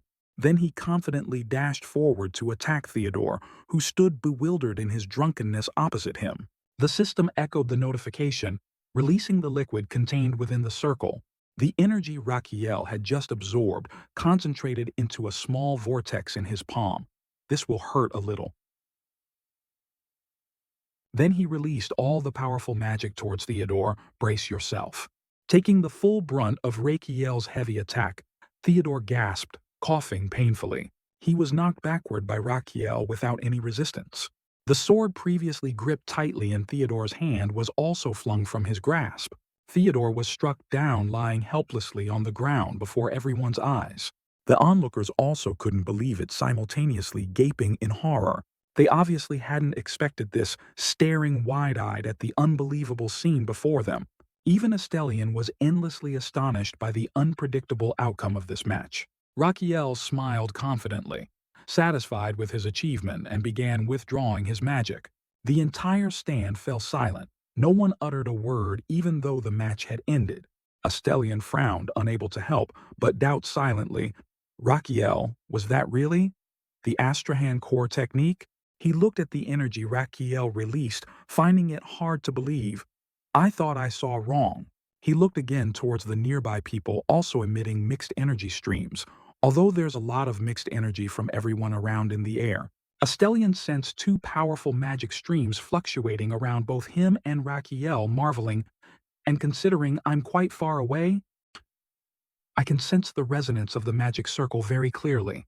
A moment later, Theodore vaguely regained consciousness, confused in his daze. Hmm, hmm. Suddenly he sat bolt upright upon seeing Raquiel sitting down, slowly massaging his own ankle. Theodore sweated profusely, utterly confused, exclaiming, brother! Raquiel cut him off, channeling magic into his leg to heal it. Shh, I've purified the tainted mana. Looking at the pure energy he released, Theodore, like everyone else, couldn't help but marvel. Is that the Astrahan core technique? How is that possible? Raquiel calmly replied, as if it were obvious. So what? Maybe I'm just a late bloomer. Then Theodore looked around, frantically searching for the precious sword he had dropped earlier. Though unwilling, he had to admit the match's result. I lost. Raquiel wasn't very interested, just replying nonchalantly. Why didn't expect it? Or see. The wound on his forehead was still bleeding. Raquiel paid it no mind, sincerely continuing, It's okay. Actually, I didn't expect it either. Theodore suddenly deflated softly, exclaiming, Brother? Inwardly he marveled. He really used everything he had in the match. Theodore remembered Raquiel's resolute image during the fight, while he threw everything he could with that frail body and fought without retreating a single step. Then he remembered his own arrogant attitude earlier and reproached himself. And what about my attitude during the match? I acted as if victory was already mine. Theodore reflected sadly, marveling. I was too arrogant. Raquiel spoke up, cutting off Theodore's thoughts. Raquiel suddenly exclaimed, It's done. He struggled to stand up but didn't forget to check on his brother. How are you feeling? Theodore clenched his fist, exclaiming self-reproachfully, I feel extremely ashamed of myself. Raquiel raised an eyebrow, confused upon hearing his words. No. I meant about your physical condition. Theodore paused, stunned, then replied, I feel much better now. Raquiel put his hands on his hips, looking proud of his ability. Is that so? He thought smugly. Of course I absorbed all the alcohol in your body. Suddenly, Theodore got up, knelt down, bowing sincerely before him. With a solemn posture, he seriously exclaimed, I, second Prince Theodore Palermo Magentano. Theodore continued amidst Raquiel's astonishment. Officially accept defeat in the duel with Crown Prince Raquiel. He spoke clearly and loudly, before all the witnesses, before His Majesty and the subjects. Everyone simultaneously gasped in astonishment at Theodore's action. Then they raised their hands together, responding to his words with loud, spirited cheers. Ah. Raquiel was also endlessly astonished, frozen for a moment. Suddenly, he stretched his hand out extremely happily, shouting loudly, I did it! Amidst the excited crowd, Gardin quickly wiped away tears of emotion, exclaiming, Oh, your highness, to think of you being this happy, it's truly hard to believe. Sob. At this moment, Raquiel looked extremely expectant, eyes wide with interest. It finally appeared. Right after that came a series of system notifications about his achievement. You have successfully treated someone other than yourself for the first time in this world. A skill has been unlocked from a major achievement. Request treatment fee, level 1. Your life increases when you extend the life of the patient you treat. Current conversion rate 2000, Dear 1. Looking through the series of system rewards, Raquiel clenched his fist, excitedly shouting happily, Excellent! The system displayed another notification. Request treatment fee, level 1. Skill activated, extending patient Theodore Palermo Magentano's lifespan by 0.5 days. Lifespan unit too small. Minimum unit for calculation is 1 day. Raquiel looked over the notification lines, exclaiming, Oh, it's almost quite good. Silently he thought, Anyway, the important thing is, he imagined himself as a mosquito darting towards someone. Now when I treat a patient, the Raquiel mosquito happily sucked Theodore's lifespan. My lifespan also increases, right? Raquiel continued fantasizing about precious medicine vials. It's really quite lucky. No matter how many herbs I drink. Then he reflected on himself being pricked like a thorny cactus and doing that much acupuncture. It's like pouring water into a broken pitcher. A helpless scene appeared in his mind as a Raquiel frog cried out sadly, Underwater, failed. Raquiel smiled, satisfied and full of anticipation for the future, but now that's over. Suddenly, Astellion's words cut through his thoughts. Why don't you answer my question? He repeated his words sternly. I ask again, Did you use the Astrahan core technique in the match earlier? Bamuwobo. Rakiel didn't hide it, frankly, admitting, yes, I used it. Astelion continued questioning, how could you use it? Rakiel vaguely replied, I'm not sure. Astelion frowned, not trusting his answer.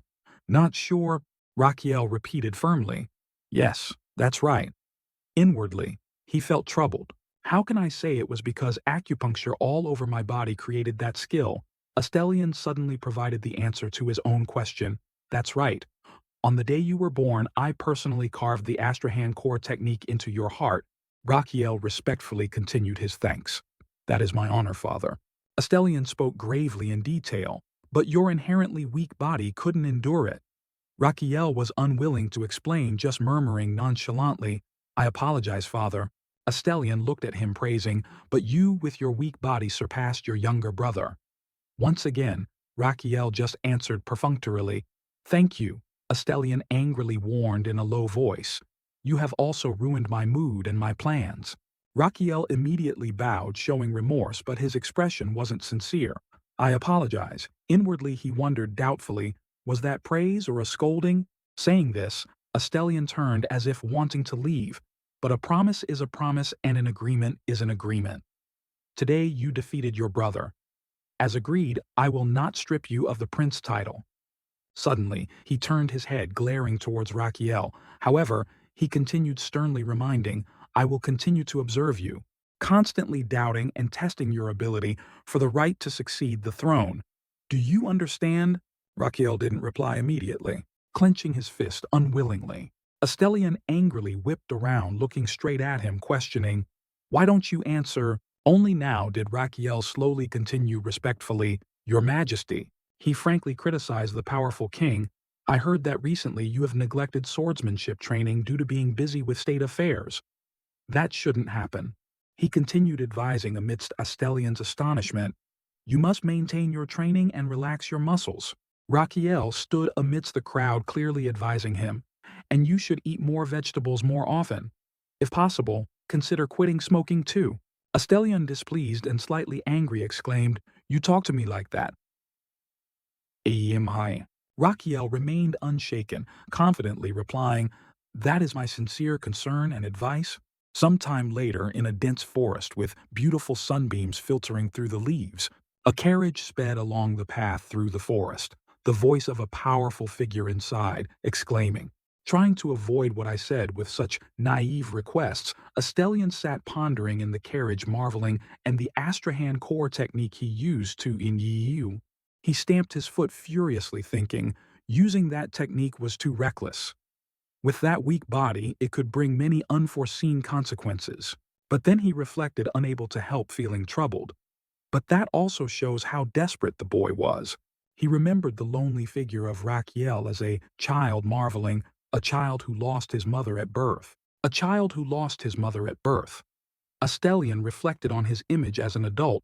I had hoped so much for the boy and was disappointed hundreds of times more. Then he suddenly hesitated slightly, recalling Rakiel's determined expression during the recent match. But Astelion was once again filled with hope for Rakiel. The small hope the boy showed today has moved my heart once more.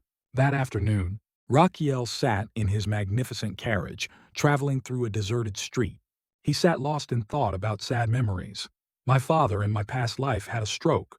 He remembered freezing when he saw him lying silently on the simple hospital bed. We had just been joking together, and immediately the call came. But it was all too late. Rakiel pondered. Astelion's fate troubled. The emperor also had a stroke. After Rakiel died in the early stages of the novel, Rakiel frowned determinedly. That cannot happen again. The emperor needs to be healthy and maintain his throne. I will extend his lifespan using the request treatment fee skill. He continued, troubled, immersed in his thoughts. I never want to experience that sorrowful event again. Suddenly, Gardain exclaimed loudly, cutting off his thoughts. Your Highness. Seeing his sorrowful expression, Rakiel exclaimed indignantly, Ah, you startled me. 2 streams of tears flowed down Gardain's face in agony. Your Highness, please ask me what these tears are. Rakiel sweated profusely, forcedly replying, all right, What are those tears? Garden, satisfied, moved closer to him. They are tears of sincerity, overacting. He continued sympathetically. It must have been very difficult for you, right? Very tiring, right? Raquiel helplessly raised his hand to stop him. I appreciate your sentiment, but I need rest. I have many things to do tomorrow. Gardan looked at him doubtfully. Halori Mintenho means, you have many things to do. Raquiel replied, I need to meet someone. Night fell, on the bustling street filled with people. Garden enjoyed a luxurious dinner with Raquiel. He hesitated, inquiring, this place is the Sorrentino Garden, right, Your Highness? Raquiel confirmed, answering him, that's right. One of the 10 most famous restaurants in the capital. Suddenly, he spoke up, asking him, you know a lot about this place, right? Garden quickly replied, yes, I'm quite familiar with this place. He couldn't help but look doubtfully at the unfamiliar appearance before him. Your Highness? Why are you disguised like this? Raquiel had changed clothes and put on a flashy orange wig. Suddenly, someone knocked on the door, interrupting their conversation. The staff member entered respectfully, asking, what would you like to order? Sir Raquiel immediately listed the dishes he wanted to order. Pasta without sauce or noodles, salad without greens.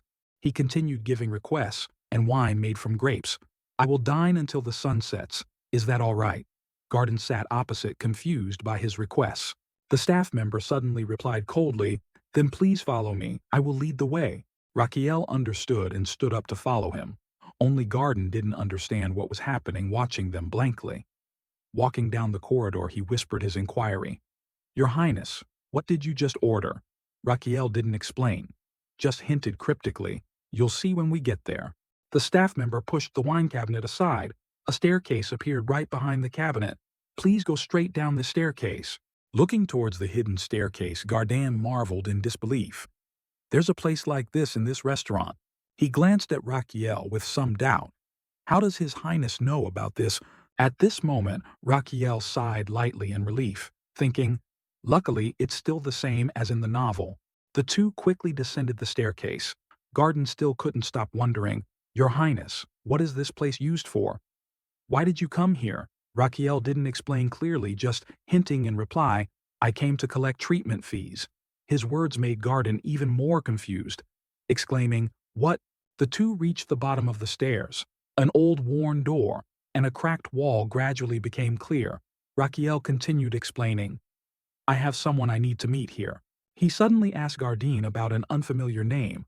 Garden, have you ever heard of someone named Damien? He vaguely replied, never. Raquiel affirmed, of course you've never heard of him. Saying this, he stepped forward and threw the door open. Right behind that door was a bloody arena, where two individuals were fighting to the death amidst the cheers of bettors. Gardan looked at the bloodstains splattered everywhere, hesitatingly exclaiming, Your Highness. He looked around the miserable place. This exact place is... Raquiel crossed his arms excitedly, answering him, I told you, this is a secret location. He suddenly looked around frantically, as if searching for someone. Where could he be? At this moment, something caught Garden's attention. He looked towards a muscular man radiating intense energy in the arena below. Is that the person named Damien? He couldn't help but marvel. He looks very strong. Raquiel glanced scornfully at the other man, retorting, Are you mistaken? Suddenly, from behind an iron door, a figure appeared. That person slowly stepped into the arena, extremely arrogant. Raquiel looked with great interest at the person who just appeared. He finally appeared. The other man confidently stepped in with a fierce aura. Raquiel looked at the man radiating a sharp, intimidating aura and exclaimed, the main character of this novel. He exclaimed the person's name. Damien Kane. Damien appeared with a handsome, cold face. Below the arena, a soft light shone on the two gladiators, along with the excited shouts of the crowd. The announcer looked at one gladiator displeased, growling, If you're done, hurry up and get in. He scratched his head unwillingly. Stepping in, all right. The announcer shouted loudly, all right, today's main event. He introduced Damien with great excitement. A genius. The swordsmanship. Genius. Damien Kane. He first entered the Roman arena at the age of 17 and became the champion, defeating everyone in just 3 months. Then he announced Damien's opponent. Then he announced Damien's opponent. From deep in the dark corner, a pair of deadly eyes scanned the enemy. A large foot full of fierce energy stepped out of the iron cage. A monster stepped out, emitting an aura of anger. His entire large body roared angrily, displaying an intimidating aura threatening the small Damien. Raquiel was slightly frightened, taking a few steps back from the monster. It's really a giant too close. Garden was no better than him. He panicked, tugging at Raquiel's sleeve. Your Highness. Trembling uncontrollably, he pointed towards the arena. What is that? Where is this place? Garden continued fearfully. They're feeding the giant live humans. What is this place? The monster suddenly roared and charged at Damien. Damien wasn't the least bit frightened. His foot moved slightly before the attack. The monster's large hand came close to Damien's face to his surprise. But the hand didn't hit him, missing into the empty space. The monster growled in confusion and anger. Once again, unwillingly, he swung his fist towards Damien. But the result was the same as before. His attacks were all nimbly dodged by Damien. With his speed, Damien easily dodged the monster's dangerous blow. Suddenly, his eyebrows furrowed. Damien timed his counterattack perfectly. Damien grabbed the sword at his hip, intending to draw and attack the monster. The monster continued roaring, showing its ferocity. A swift, decisive sword strike slashed towards him amidst his surprise. Damien, with cold eyes scanning the enemy, slashed straight at the monster. Splatters of its blood landed on his handsome face. The large monster was sliced in two by his single sword, strike extremely tragically. Everyone witnessing this scene couldn't help but be astonished, falling silent for a moment. Then right after, they cheered extremely excitedly at Damien's talent. Amidst the crowd's cheers, Damien paid no attention, coldly walking away. Raquiel also couldn't help being astonished, mouth agape, marveling silently. He could handle it. He's more terrifying than I thought. He watched Damien's retreating figure, further confirming that must be why he's the main character. He recalled the novel's plot details. Someone who can rival Javier, a master known as the strongest in history. A swordsmanship genius. Raquiel hastily prepared to leave. Garden, stay alert and follow me. Garden jumped, startled, and replied, alarmed, yes, your highness. The two walked together down a deserted corridor under strict guard. They stopped before the fierce-looking guard. He eyed them warily, fiercely, questioning them. Who are you? Stop. Suddenly his attitude changed completely, cherishing the gold ingot in his hand. Ah, now you may go. Raquiel grinned slyly at his money-grubbing expression. He quickly opened the other room's door, peeking inside, greeting Damien friendly. Excuse me. Damien was wiping off the blood splatters from the monster earlier, just looking at him doubtfully without replying. Raquiel stiffly walked closer to him. He tried to reassure himself. Don't be scared. The large intestine watched his stiff walk, covering its mouth, laughing loudly. Are you scared? Ha ha ha. Raquiel walked over and picked up the medicine vial on Damien's table. He examined the vial, marveling, poor you. Why drink only cheap painkillers like this? After taking this, can you even sleep? Damien frowned warily, questioning the stranger. Who are you? Raquiel didn't answer his question, just hinting cryptically. Me? The person you need. Damien saw through his intention and inquired, did you come here to sell medicine? Raquiel replied amiably, vaguely, something like that. Damien didn't care. He tossed aside the wiping cloth from earlier and shooed Raquiel away. Get lost. I have enough medicine already. Raquiel also tossed the vial aside, unwilling to leave. Drinking a pile of cheap painkillers like this, what good does it do? Damien's face darkened again, his hand gripping the sword on the table. Suddenly, Raquiel's next words stunned him. If you keep drinking these, you'll never get rid of the pain in the back of your neck your whole life. Raquiel looked at Damien's stiff expression, excited. Got him showtime. Suddenly, a screen lit up from somewhere, clearly showing human body parts. Raquiel held a small pointer, gesturing towards the screen excitedly. Now listen here. He pointed to the back of the neck on the picture, explaining in detail. Symptoms of aching pain often appear at the back of the neck. Raquiel exaggeratedly moved closer to Damien, showing sympathy. Head and neck stiff. Ah, it must hurt and be very uncomfortable. Then he massaged his shoulders to curry favor. Do the back of your neck and shoulders feel stiff? Raquiel looked questioningly at Damien. What's with that look? You must be wondering how I know. Right? Damien didn't reply, just silently and cautiously observed him. Suddenly, Raquiel once again put on a miserable expression describing the painful sensation. When the pain becomes severe, it spreads to half the head and forehead, even between the eyes. Then his face became covered in sweat as he hugged himself tightly.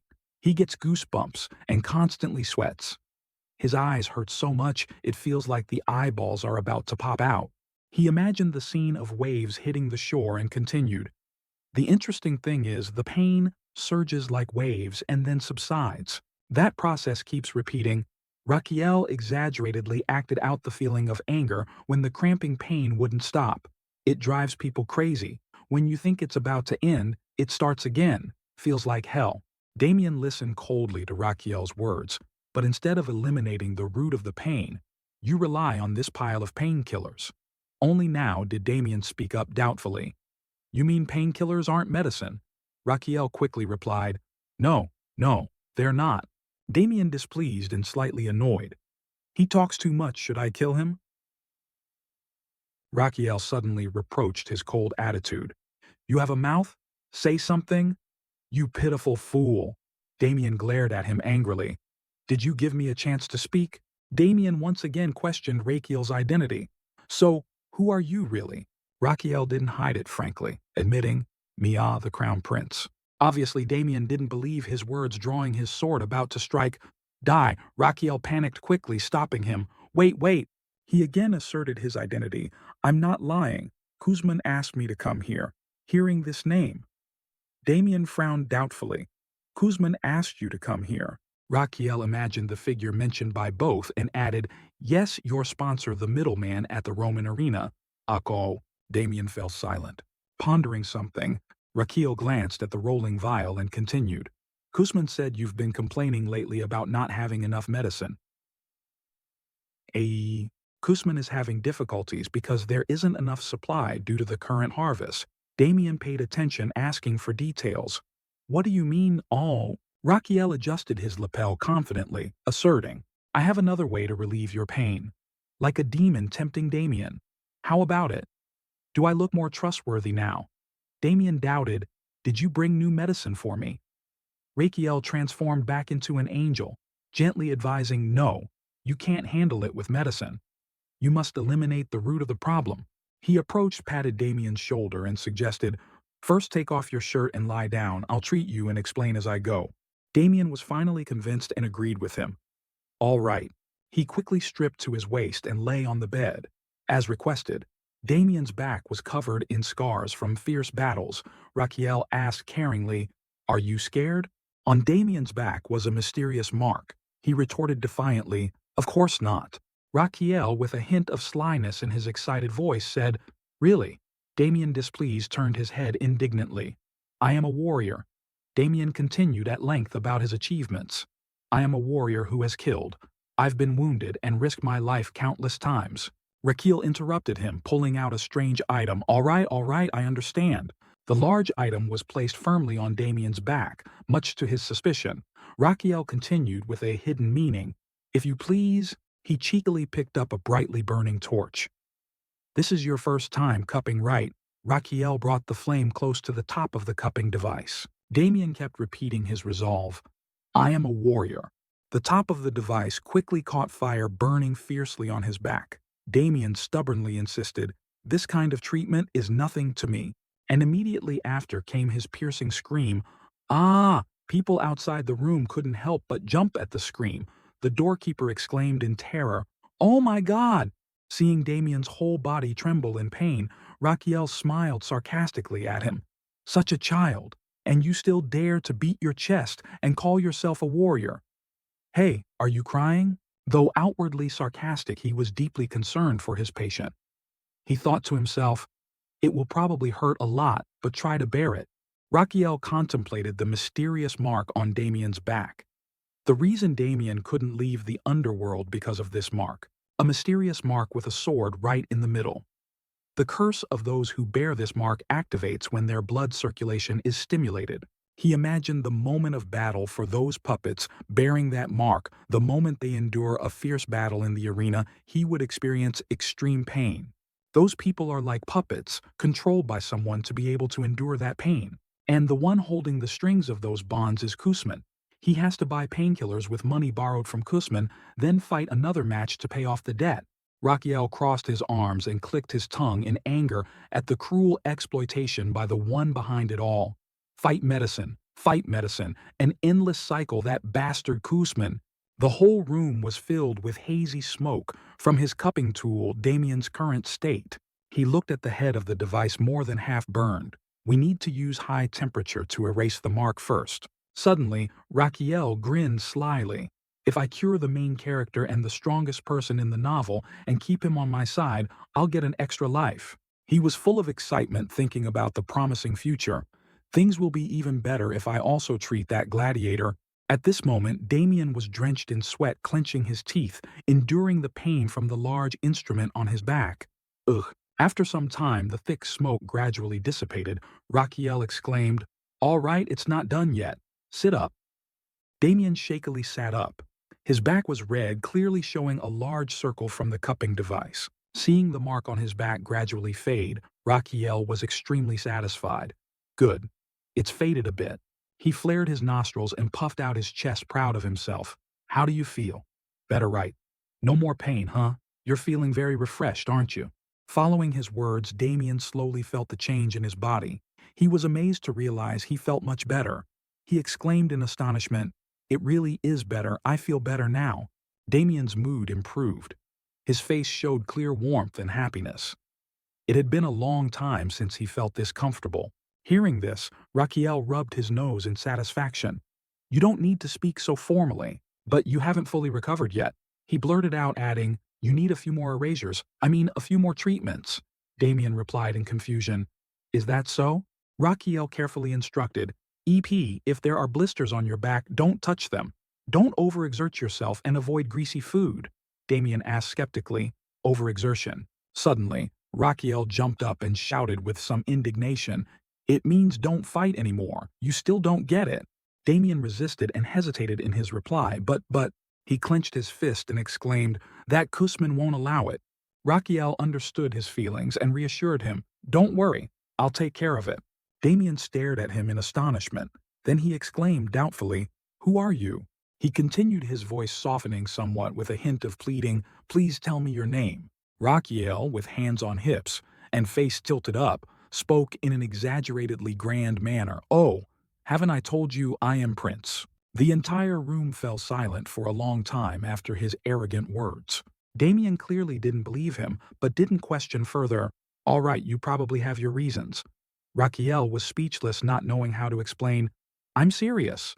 He coughed dryly a few times, brushing aside the issue. "Anyway, from now on, just do as I say." He sternly instructed Damien. "Tonight, no matter what happens in the arena, don't run anywhere. You must stay here quietly and obediently." Damien, confused, asked blankly, "What?" Rakiel suddenly became fierce, pointing at him and raising his voice, "Don't you dare question it." Then he turned and left. "Just stay here, it will be safe for you." Suddenly, he turned his head to look at Damien and carefully instructed, "Only by doing so can you meet me again." Damien paused, contemplating something without immediately replying. He suddenly knelt before Rakiel, showing respect.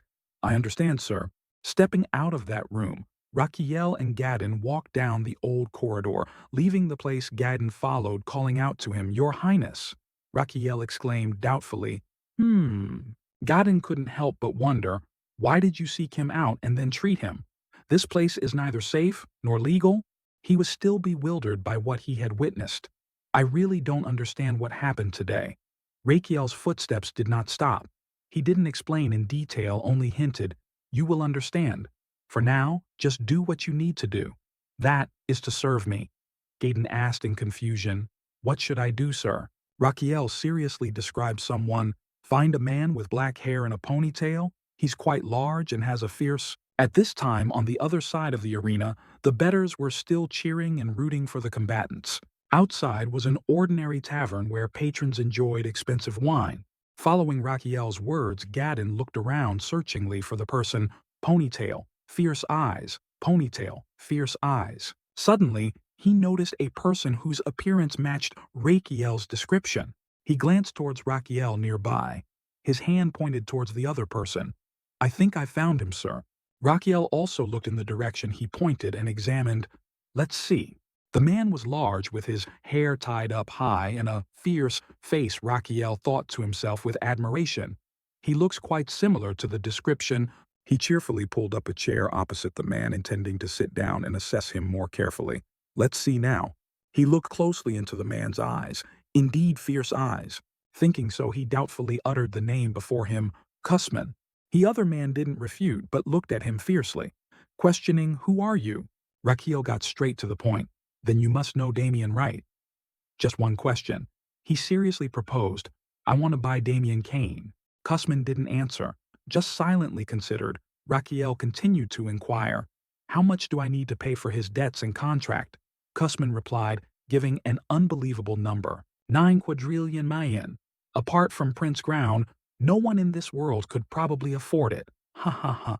Raquiel calmly uttered, "Is that so?" "What a coincidence, because I am indeed Prince Ground. That's wonderful."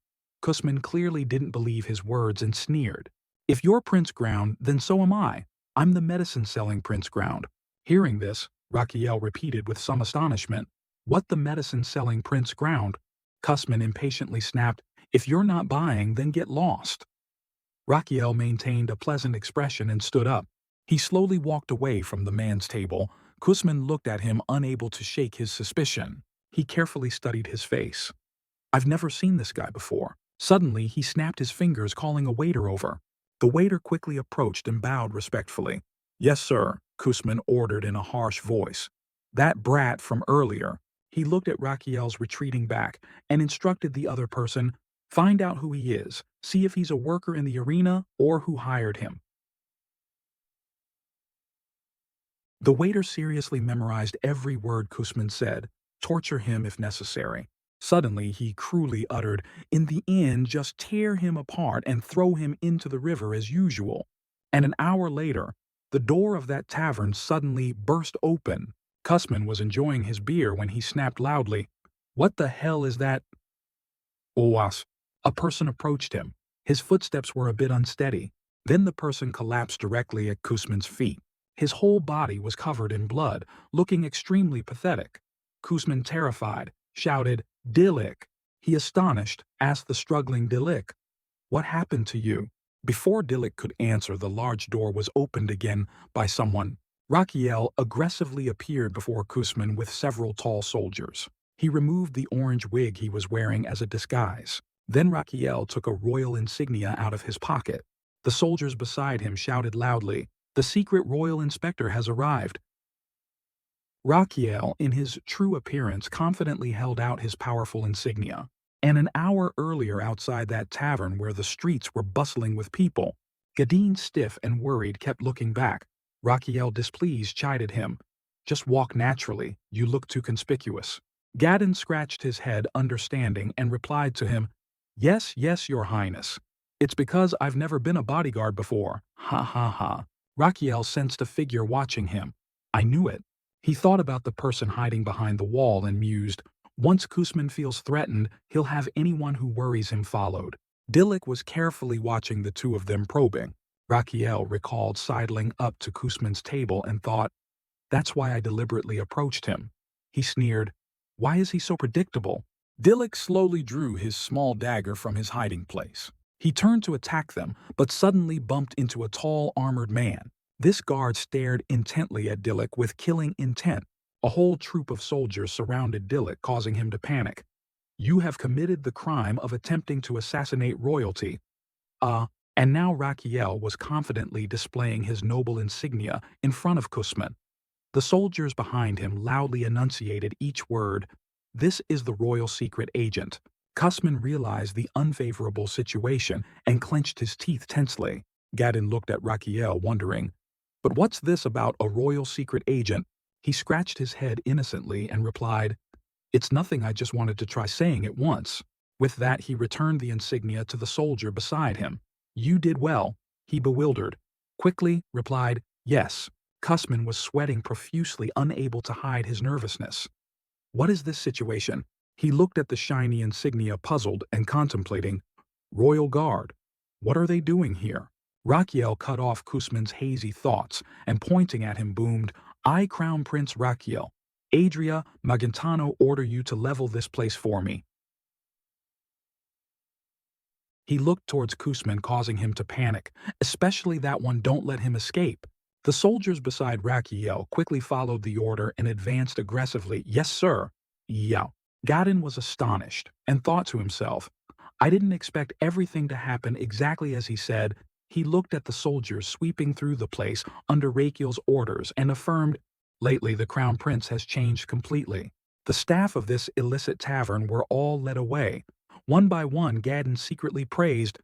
Now he even dismantles several underground organizations. And he's also very concerned about the nation's safety. At this moment, Rakiel was smiling, brightly, appearing satisfied with the current situation. He beamed and praised the agile soldiers. Wow, you guys are truly professional. Too cool. He was happy inside, thinking about what he was about to get.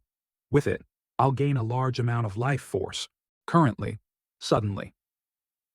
Rakiel remembered Kussman and cheekily exclaimed, the Crown Prince. Where is the medicine-selling Crown Prince? He was tensely hiding in a hidden corner nearby. Rakiel continued to beam confidently and tease. Where could he have gone? Hearing this, Kussman became even more terrified. He tensed up internally. If I get caught, I'm done for. Thinking. So he risked his life and dashed quickly out of the tavern. As he ran, he couldn't help but feel indignant. How can he really be the Crown Prince? And why would the Crown Prince buy Damien? What's the point of doing that?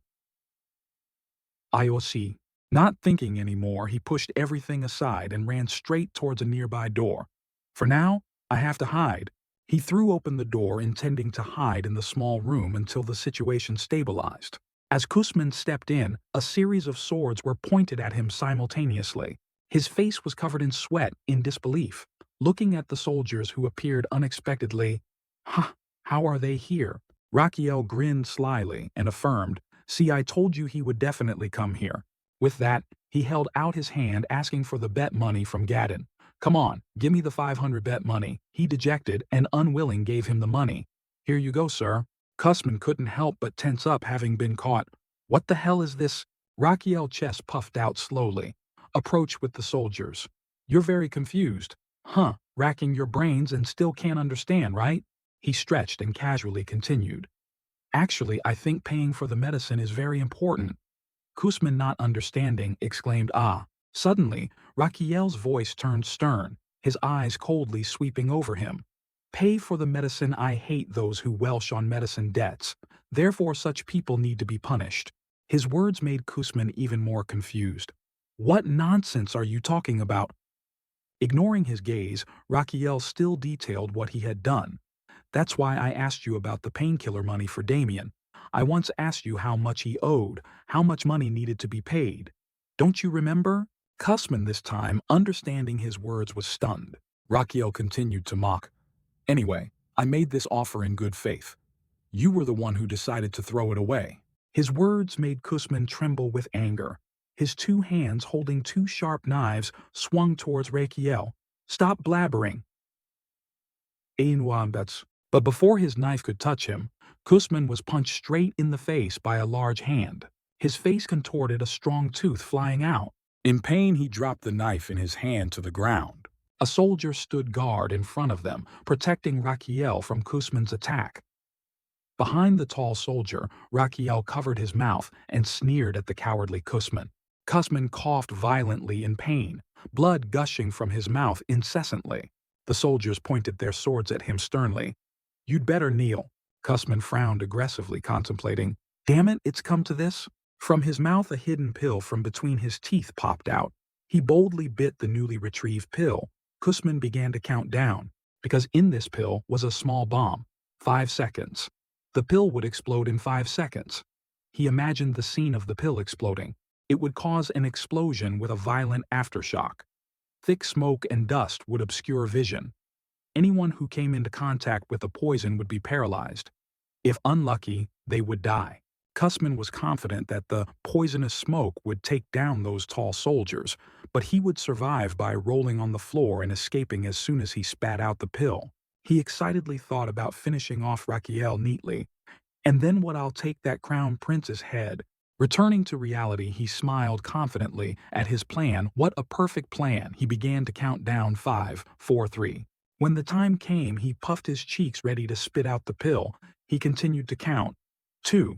But just as he counted to 2, a hand clamped tightly over his mouth. Raquiel, who had approached him at some point, held his mouth shut tightly. What's wrong? Did you want to spit something out? Kussman, in disbelief, cursed inwardly. That damn brat knew my secret weapon. Raquiel grinned slyly and counted the last number for him. 1. The pill exploded directly in Kussman's mouth. Damn it, I'm paralyzed? He quickly collapsed under the effect of the drug. Kussman trembled, struggling to keep himself conscious. I have to stay conscious. In 3 minutes, I'll lose consciousness. I'll survive with this antidote. Kussman's trembling hand fumbled inside his coat pocket, but a hand was faster, reaching deep inside his coat. The person took out a vial containing a strange blue liquid. Raquiel examined the vial and exclaimed, You're curious how I knew, right? Kussman, having it snatched away, went numb. Raquiel looked at his expression and sneered inwardly. Ah! He quickly opened the cap of the vial.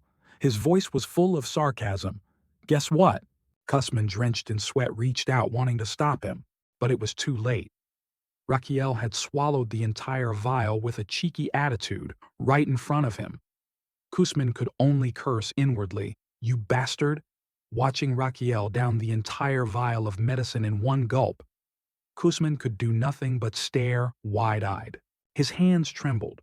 Seeing him like that, he felt even more refreshed and exclaimed, It's really bitter.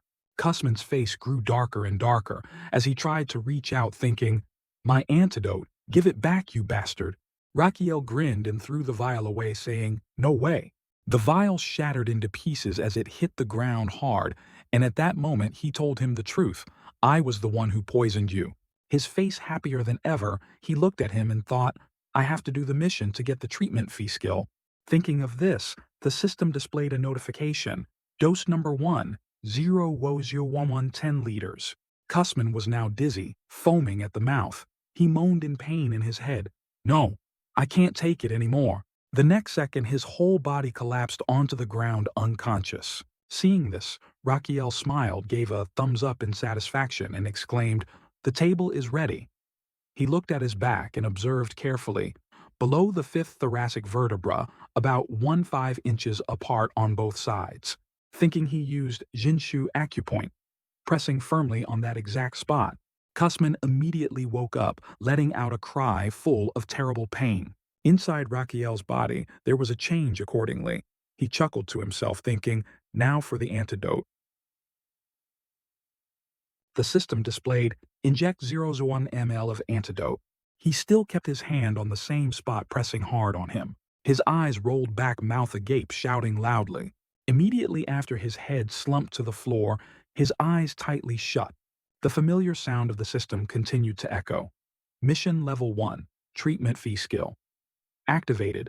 Patient Kussman. Treatment therapy. Detoxification lifespan increased 21 years. 2 months. 1 day. Additional lifespan bonus. 381 days rounded up, lifespan bonus 4 days. Lifespan 118 days. Seeing what the system just displayed, Raquiel was astonished, his eyes wide open. He clenched his fist and exclaimed, That's more like it. With that said, he ordered his subordinates seize him. Everything went smoothly according to the prearranged plan. He continued, Seize him. Raquiel's eyes looked stern. Now, let's get what we need and return to the palace. At the same time, inside the palace, Damien led a group of people to rise up, fighting back countless soldiers. The last remaining soldier, seeing this overwhelming power, couldn't help but shrink back in fear with a wary expression. He looked at Damien and thought, These gladiators, how can they be so strong? Seeing Damien still slowly approaching, the soldier, terrified, shouted loudly, Stop! I told you not to be silent. Just as he finished speaking, Raquiel suddenly appeared. The other soldiers, seeing this, exclaimed in surprise, Kone Crown Prince, Estin Honeste Yuri. Damien was also drawn by the loud voice and turned to look. He, with his hands clasped behind his back, approached and asked, "You believe I am the crown prince now, don't you?" At this point, Damien no longer held his sword up, but slowly lowered it. In his mind, a dark memory resurfaced. When he was a child, he had watched his mother die right before his eyes. Damien thought to himself, "Mother, this is how you looked before you passed away." That day, during a heavy rainstorm with strong winds, I dreamed of that day again. The day I was left all alone in this world. Ah, no. It was the day I was abandoned. That's right. Just then, a loud call suddenly rang out, jolting him awake. His eyes wide open. "Wake up!" When he had reoriented himself, he sat up beside him. Raquiel and Gaydon were waiting. Seeing Damien had woken up, he smiled brightly and extended his hand to introduce, "Allow me to formally introduce myself to you. I am the Crown Prince's doctor, Biero Gaydin." Hearing this, he also extended his hand to shake, replying, "I am Damien Kine," letting them finish their greetings. Raquiel turned and walked out, saying, "That's enough greetings. Follow me. I'm very busy today." Seeing him in such a hurry, Gaydin curiously asked, "Crown Prince, what are you planning to do?" He answered angrily, "What am I doing? Are you saying you don't trust me?" Damien was still sitting silently on the bed, his face pensive, thinking about something. A while later in the cupping room, everyone inside had gathered and was sitting on the beds. Damien asked bluntly, "Where is this?" Raquiel smiled and replied, "The treatment room. Where else?" Sergio was surprised to hear that his eyes widened as he continued, "You not only saved us from that hell, but you're also letting us stay here for treatment." He asked again, "Why are you so kind?" Faced with that question, Raquiel also didn't know what to say. He thought to himself, "It's no wonder he finds it strange. I'm not doing this out of kindness either." He looked towards them. Most of the gladiators were in their 20s. The oldest was just over 30. "If I can break their curse, I'll definitely gain more life force. But if I tell them the truth, they'll think I'm crazy." Thinking of this, Raquiel declared clearly, "There's nothing free in this world. Do you think I'm only being good to you? Don't be mistaken." He crossed his arms and added, "I am extremely frail. To be precise, I have all sorts of illnesses." Hearing this, a person sitting below suddenly raised his hand and said loudly, "Everyone in the kingdom knows that, sir." Seeing him so enthusiastic, Raquiel couldn't help but feel bitter and thought, "I'll save the most painful therapy for you." Ouch, thinking he said again, "But currently, the royal doctors can't cure me," Raquiel continued. "Even though I've tried many therapies, my condition only gets worse, so I've decided to find a way to treat myself." Speaking of which, he turned to Damien and asked, "Damien, you probably know what I came here for, right?" Or the Hearing that, he replied frankly, "Perhaps you brought us here to test a new therapy." To that answer, Raquiel uttered a sentence that made the entire group sitting below jump in terror. "Exactly." He asked again, "Damien, how do you think you were cured?" He replied, "After the first treatment, the nerve pain I had almost disappeared." Hearing this, everyone looked at each other in confusion, thinking, Damien also confirms it's effective.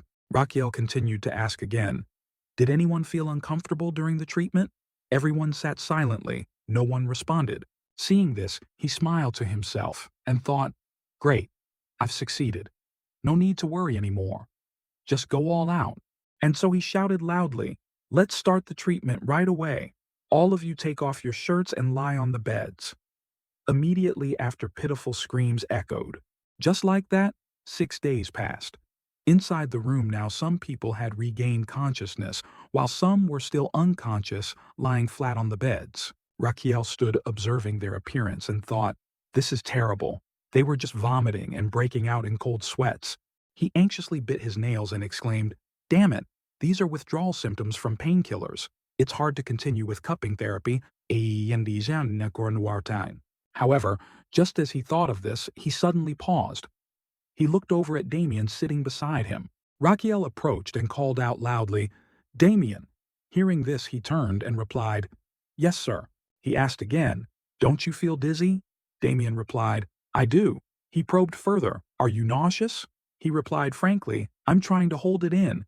The more he heard, the more astonished Raquiel became, his eyes wide and mouth agape, thinking, this must be why he's the main character.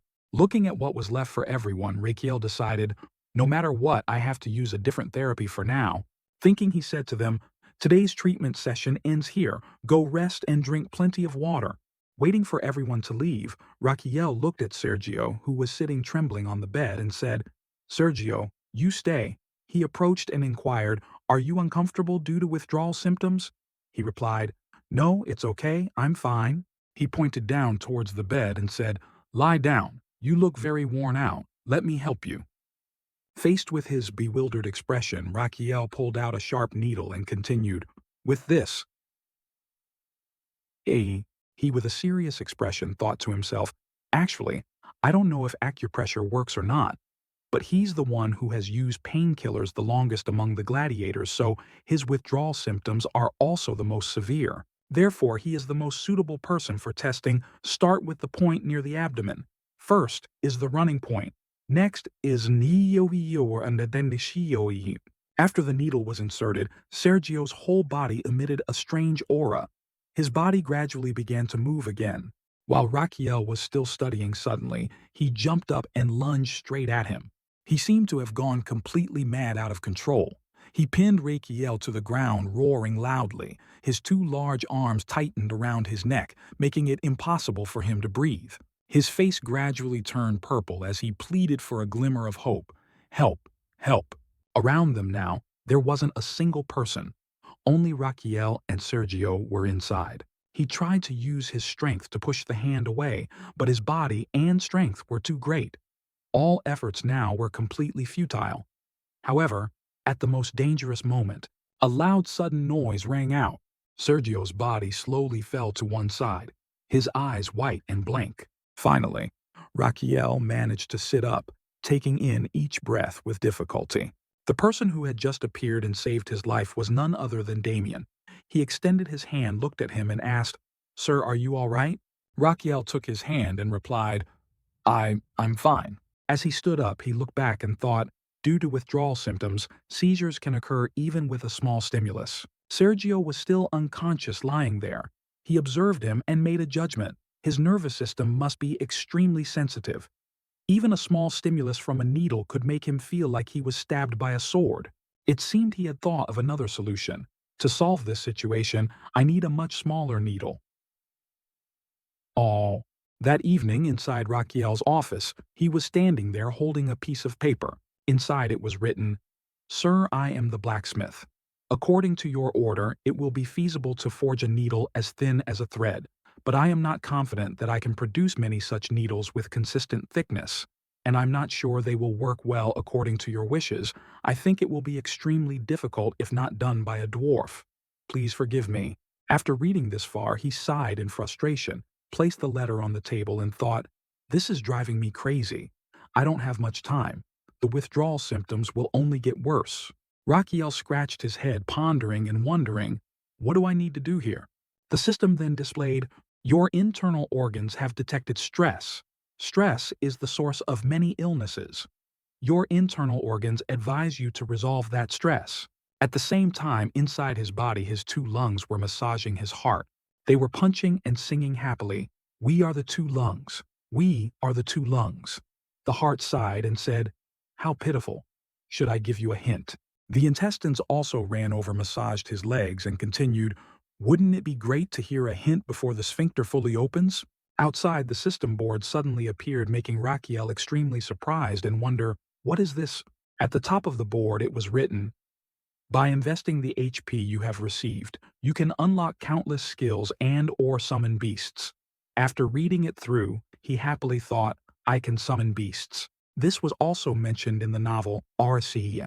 Without much hesitation, he immediately chose summon. The system displayed, you have chosen to randomly summon a beast. A summoned beast has a strong ego, is absolutely loyal to its master, and provides the ability to use a variety of skills. Random summon, first turn costs 300p, current HP 500p.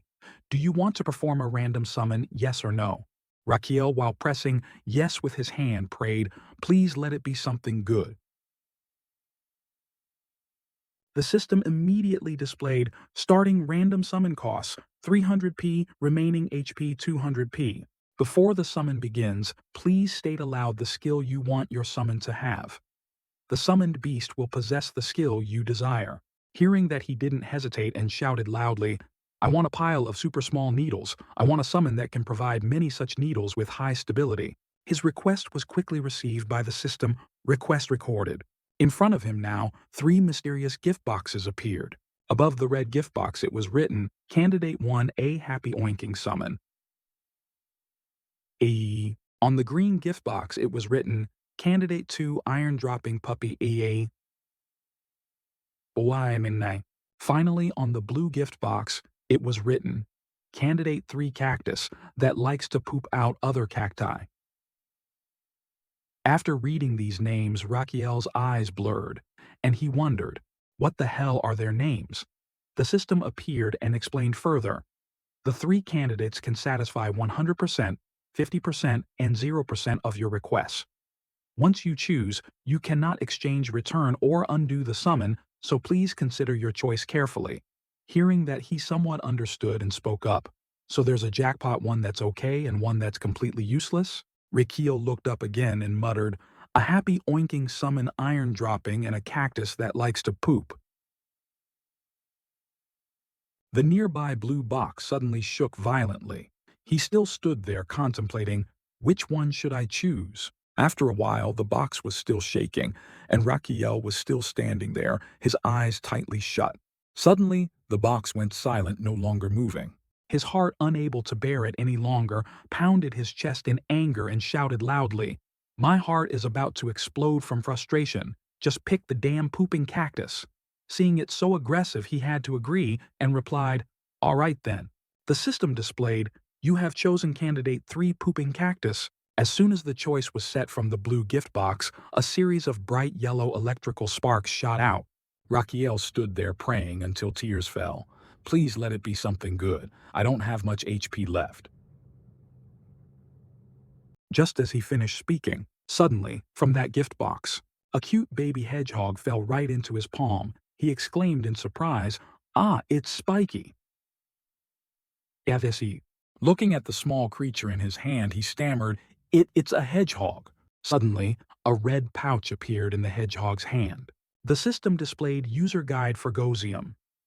Gosium's size can be changed by feeding it the accompanying sunflower seeds. Raquiel blankly wondered, where did that come from? In the pouch, items continuously appeared along with complete information. Red sunflower seed makes Gosium large. Fixed duration of form, 12 hours. Green sunflower seed makes Gosium tiny. Please feed Gosium before the time limit for transforming into large size expires.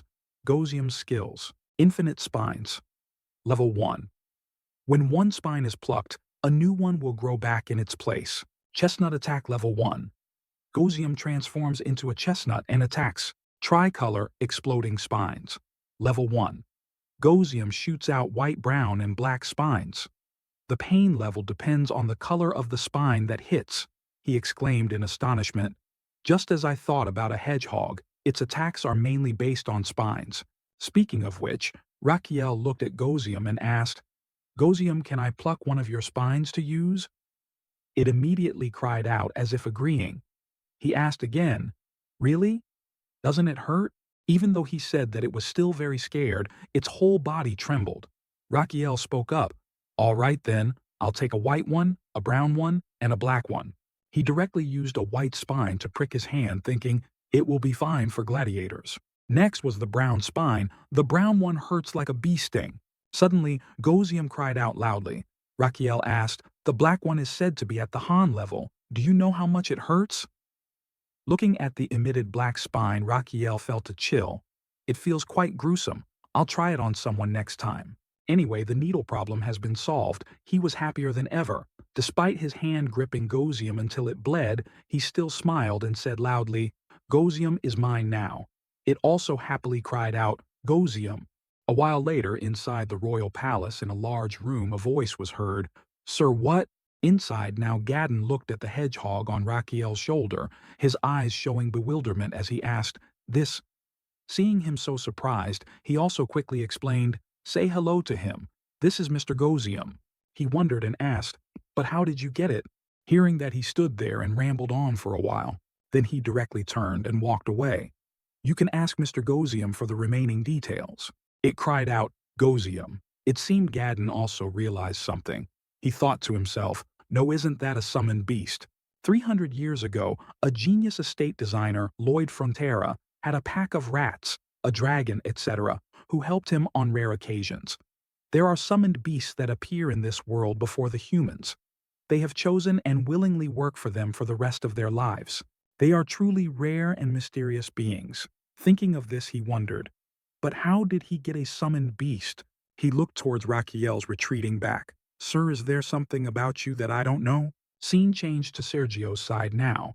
He had also fully regained consciousness and was back to normal. He bowed his head, hands clenching the blanket, and shouted loudly, Please forgive me, sir. I committed a capital offense yesterday. Seeing him sincerely apologize, Raquiel replied, Don't worry about it. Such things happen when you experience intense pain, but now you won't feel anything anymore. No matter how many needles I use. He, hearing that, asked blankly, but you haven't done anything yet. He pointed to his hand and said, I've already done it.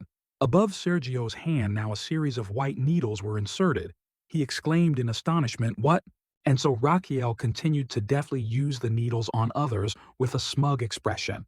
He continuously ran from one bed to another. Great. Everything will still go smoothly if I maintain this level of activity. It feels like something just brushed past. What are you looking at? That's just my afterimage. After a while, the familiar sound finally appeared. He happily said loudly, Here it is. On the system board, it was written, Hospitalization fee, request level 1, skill activated. Patient Damien and 13 others. Treatment mark curse.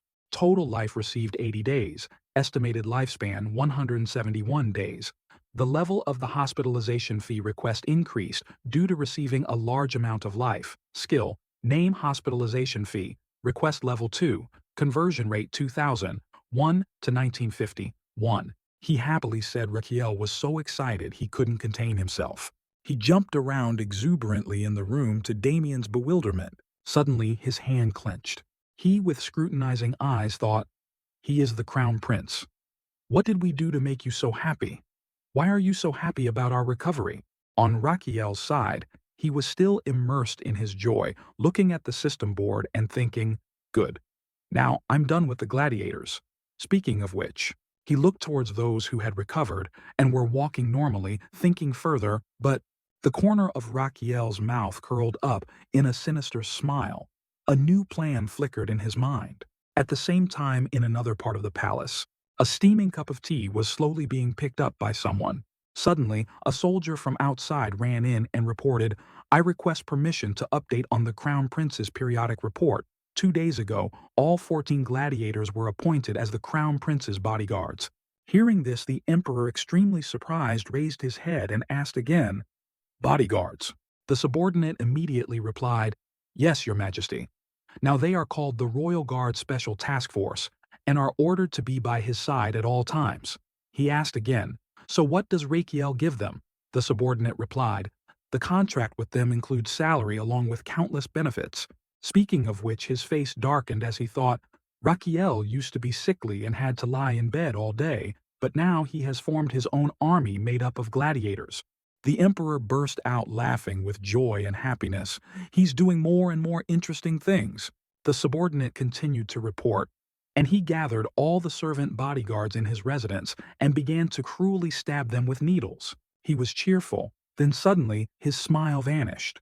His eyes widened in astonishment, not understanding what was happening. At the same time, on Raquiel's side, he was still actively using white spines to experiment on the palace servants. Just as the needle was inserted, the person flinched and cried out. He, surprised, looked at the person before him and asked, Does it hurt? He replied, No pain, meaning no pain? To that answer, Raquiel calmly said, Then why did you say that it's just a needle? As soon as he finished speaking, he became excited again and shouted loudly, All right, next patient. Going back in time a few days on a beautiful day with white clouds and golden sunshine, Raquiel was standing in the courtyard waiting for someone. After a while someone approached, cleared their throat and spoke. Ahem. Hearing this, he happily turned his head and asked, "Hey, how does cupping feel after a few days?" The person who had just arrived was Damien. He seriously replied, "Still a little sore." Raquel continued, "It's a shame you won't need cupping therapy anymore." The more Damien heard, the more confused he felt. He asked blankly, "Excuse me," seeing that Raquel explained, "You've completed your cupping therapy? You're cured now?" He asked, "Really?" Raquel replied, "Yes, I've confirmed the effectiveness of the method and also completed a few experiments." At this moment, a thought seemed to cross Damien's mind. His whole body froze in place. Immediately he bowed before Raquel and said sincerely, "Thank you for everything." Before he could finish his sentence, he rushed forward to stop him, shouting loudly, "Wait!" his expression serious. He continued, "Before that, listen to me." He frankly continued, "I want your swordsmanship skills. I don't want to send you away anywhere. I don't want that talent of yours to be wasted." So, finishing his sentence, Raquel extended his hand in front of Damien, implying, "Become my bodyguard." Of course, I don't demand things like gratitude, friendship, or loyalty. I guarantee generous pay. You'll also get a pension or leave. Looking at Damien, he thought to himself, actually, he will soon reach the level of a high-level master swordsman, and he will have to go through master swordsman syndrome. He probably knows that too, because he understands his own skills best. Master swordsman syndrome is the level where a person's senses become extremely sharp, the level where those senses cannot be controlled. That person will experience severe insomnia compared to when they receive the mark. I can ask him to stay under the guise of treatment, but it's highly likely he'll choose to leave. From what was known beforehand, Raquel decided, in the current situation, the most practical solution is to give and receive. Thinking of this, he confidently crossed his arms and said, "We will draft a rental contract. You will also receive maternity leave and childcare." Oh. After speaking and still seeing no reaction from Damien, he forced a smile and continued, "Obviously, it has to be that way. All right, I'll add the freedom to take leave whenever you like, and a villa too." Raquel stood there offering one benefit after another, unaware that, from the nearby bushes, a series of eyes were watching. "Ah, all right, all right. You probably have contract negotiation skills too, huh?" Finally, he pointed and said loudly, 4 days of work a week. How about that? Hard to refuse, right?" Hearing these words suddenly from the bushes, a series of other gladiators rushed out and replied, "Hire all of us too." Raquel was completely astonished by the sight before him and exclaimed, What? When did you guys get here?" They didn't want to answer but asked in unison, "You treated us to hire us, right? We want to get paid too. Meaning we want to repay you, sir. We will protect you when Damien is absent. You said you would help us improve." To their words, Raquel asked again, "Isn't it because I treated you or something? Do you like money and benefits that much?" They didn't hesitate and shouted in unison, "Yes, sir." This answer truly surprised him. Helplessly, he thought, do you have to be that honest? Suddenly, an image of a paper posted on a wall appeared in his mind. It said, "Hiring part-time staff. No staff. Looking for staff who like a home-like work environment." He exclaimed, "Well, at least being honest like that is good. People who keep blabbering about loyalty and such are very likely to invite enmity. It's also good to build my own exclusive force, because royal bodyguards don't just belong to me, so the order of command can easily lead to conflicts, and the emperor's orders will always take precedence." After careful consideration, Raquel no longer hesitated and agreed with them. "All right, all of you are hired. You will be my exclusive Royal Guard Special Task Force." Hearing this, all the gladiators were so overjoyed they couldn't stand still. They raised their hands and cheered together. Raquel continued, "For short, SRG." Damien, who had been standing there listening without replying, but now seeing everyone's happy faces, he also felt happy in his heart. Unconsciously, the corner of his mouth slightly turned up. Raquel then also turned and left thinking, even after curing all of them, my extended life isn't that much. Even if I extend my lifespan by 100 years, I only get an additional 18 days. Thinking of this, suddenly his eyes widened.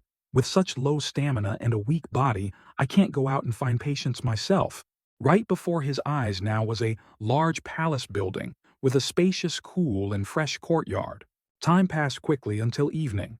The moon rose high brightly, illuminating a part of the sky. Inside the large room, a little light flickered in from outside the window. Raquiel was sitting there, his face dark, and he said sternly, "I must build a clinic in the auxiliary palace." Hearing this, Damien standing beside him also asked curiously, "What do you mean, sir?" He looked up and asked again, "Don't you know what a clinic is?" He replied, "I know, but—" Opposite Raquiel now, Gaydon suddenly trembled all over. Suddenly, he couldn't hold it in anymore and cried out loudly, "Your Highness!" Hearing this, Raquiel's heart skipped a beat, and he leaned back in alarm, asking, "What now? You startled me." His eyes shone brightly, like stars, as he clenched his fist, looked up at the sky, and replied, "Ah, I finally understand. I understand the beauty and nobility in your heart. You want to help and care for everyone by building a clinic." This was indeed a development Raquiel had never thought of, but it sounded reasonable. He stood up and continued, "Yes, yes, yes, that's it. You finally understand my feelings." Gaydon became even more moved. "I didn't expect you to still care about the health of the people, even when you are sick yourself." As they spoke, they both struck a pose in unison. All of this is for the people. And this whole scene had been witnessed by Damien all along. He looked utterly speechless, not knowing what to say, just standing still. After they finished their charade, they both returned to their previous states. Raquiel spoke up, "I'm thinking of treating my people in the palace first." Gaydon replied. He immediately explained, "Let's say I set up a clinic inside the palace to treat everyone. Will they be able to come and go freely to receive treatment?" Hearing him say this, he also felt it made sense and stammered, "Because this is still the Crown Prince's palace, so they probably won't feel comfortable coming here." Raquiel continued, "So we will need to promote it. My successful treatment cases will help them feel at ease to come.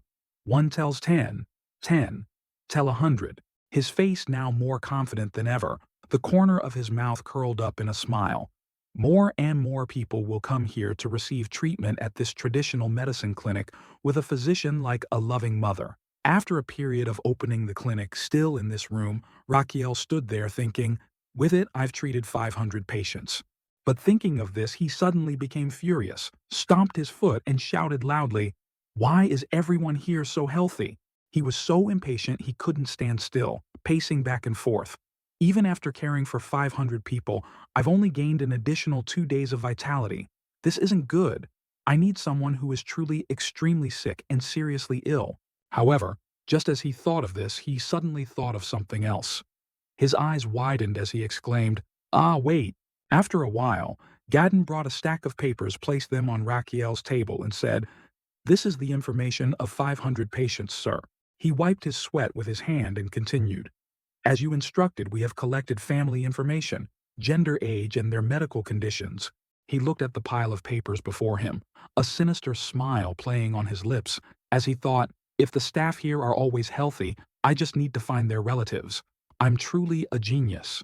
Without further ado, he reached out and began to search. Among that pile of information, there must be at least one person who is seriously ill among those here. One by one, the information sheets were flipped through. Raquiel, with the same expression, diligently examined them carefully without a word of complaint. However, in response to his efforts, there was nothing. He was so frustrated that he looked dejected and sighed. Why can't I find anyone like this? Where are they?" His expression grew angrier and angrier. Why are all their relatives descendants and everyone so healthy? Only 10 more profiles left. Suddenly, Damien spoke up. "Your Highness, I feel very disappointed." Hearing this, Raquiel also stopped, looked up, and asked, "You feel disappointed?" He frankly continued, "Excuse me, I want to ask you a question. Do you only see patients as your tools?" To these words, he could only helplessly blankly stammer, "What? What?" Damien continued, "You said you needed test subjects, so we tried to gather as many people as possible, but now, it's as if you're hoping someone is on the brink of death." These words were like a dagger, straight to Raquiel's heart, leaving him speechless. Dr. Gaydon, standing beside him, couldn't bear to hear any more, and immediately ran over to intervene. "How dare you be so impudent? His Highness must have some plan." Damien asked again, Is that so? Raquiel, trembling all over, struggled to say, Gaiden, thank you for speaking up for me, but what Damien said isn't entirely wrong. Alway, seeing him say that he also didn't know what else to do, scratched his head and stammered, Oh, I'm sorry, Your Highness. Suddenly, Damien spoke up again reproachfully. Your Highness, you are being too strict. How can you humiliate a loyal retainer who stood up for you like that? Even though he was being defended, Gaddon didn't like it at all and snapped back. Look, aren't your words to His Highness also very harsh, witnessing this scene? Raquiel was also speechless and wondered, what kind of play are you guys acting out? The more he listened, the more his head ached. He didn't hesitate to chase both of them outside, shouting loudly, Both of you get out for me. Returning to the unfinished work, he held his head in his hands and sighed. This is terrible. Only 10 more pages left. Just as he said this, a long information sheet suddenly caught his eye. Inside, it was written, I don't know if I'm allowed to say this in the survey, but I will write with all confidence I have an 8-year-old younger brother, but once or twice a month his whole body will tremble violently and he will foam at the mouth as if possessed by a demon. I've asked a few doctors to check, but they couldn't find the cause. The priests have also prayed a lot, but they said they tried their best to exorcise the demon spirit from him. Reading this far, Raquiel couldn't help but smile and exclaimed, Found it.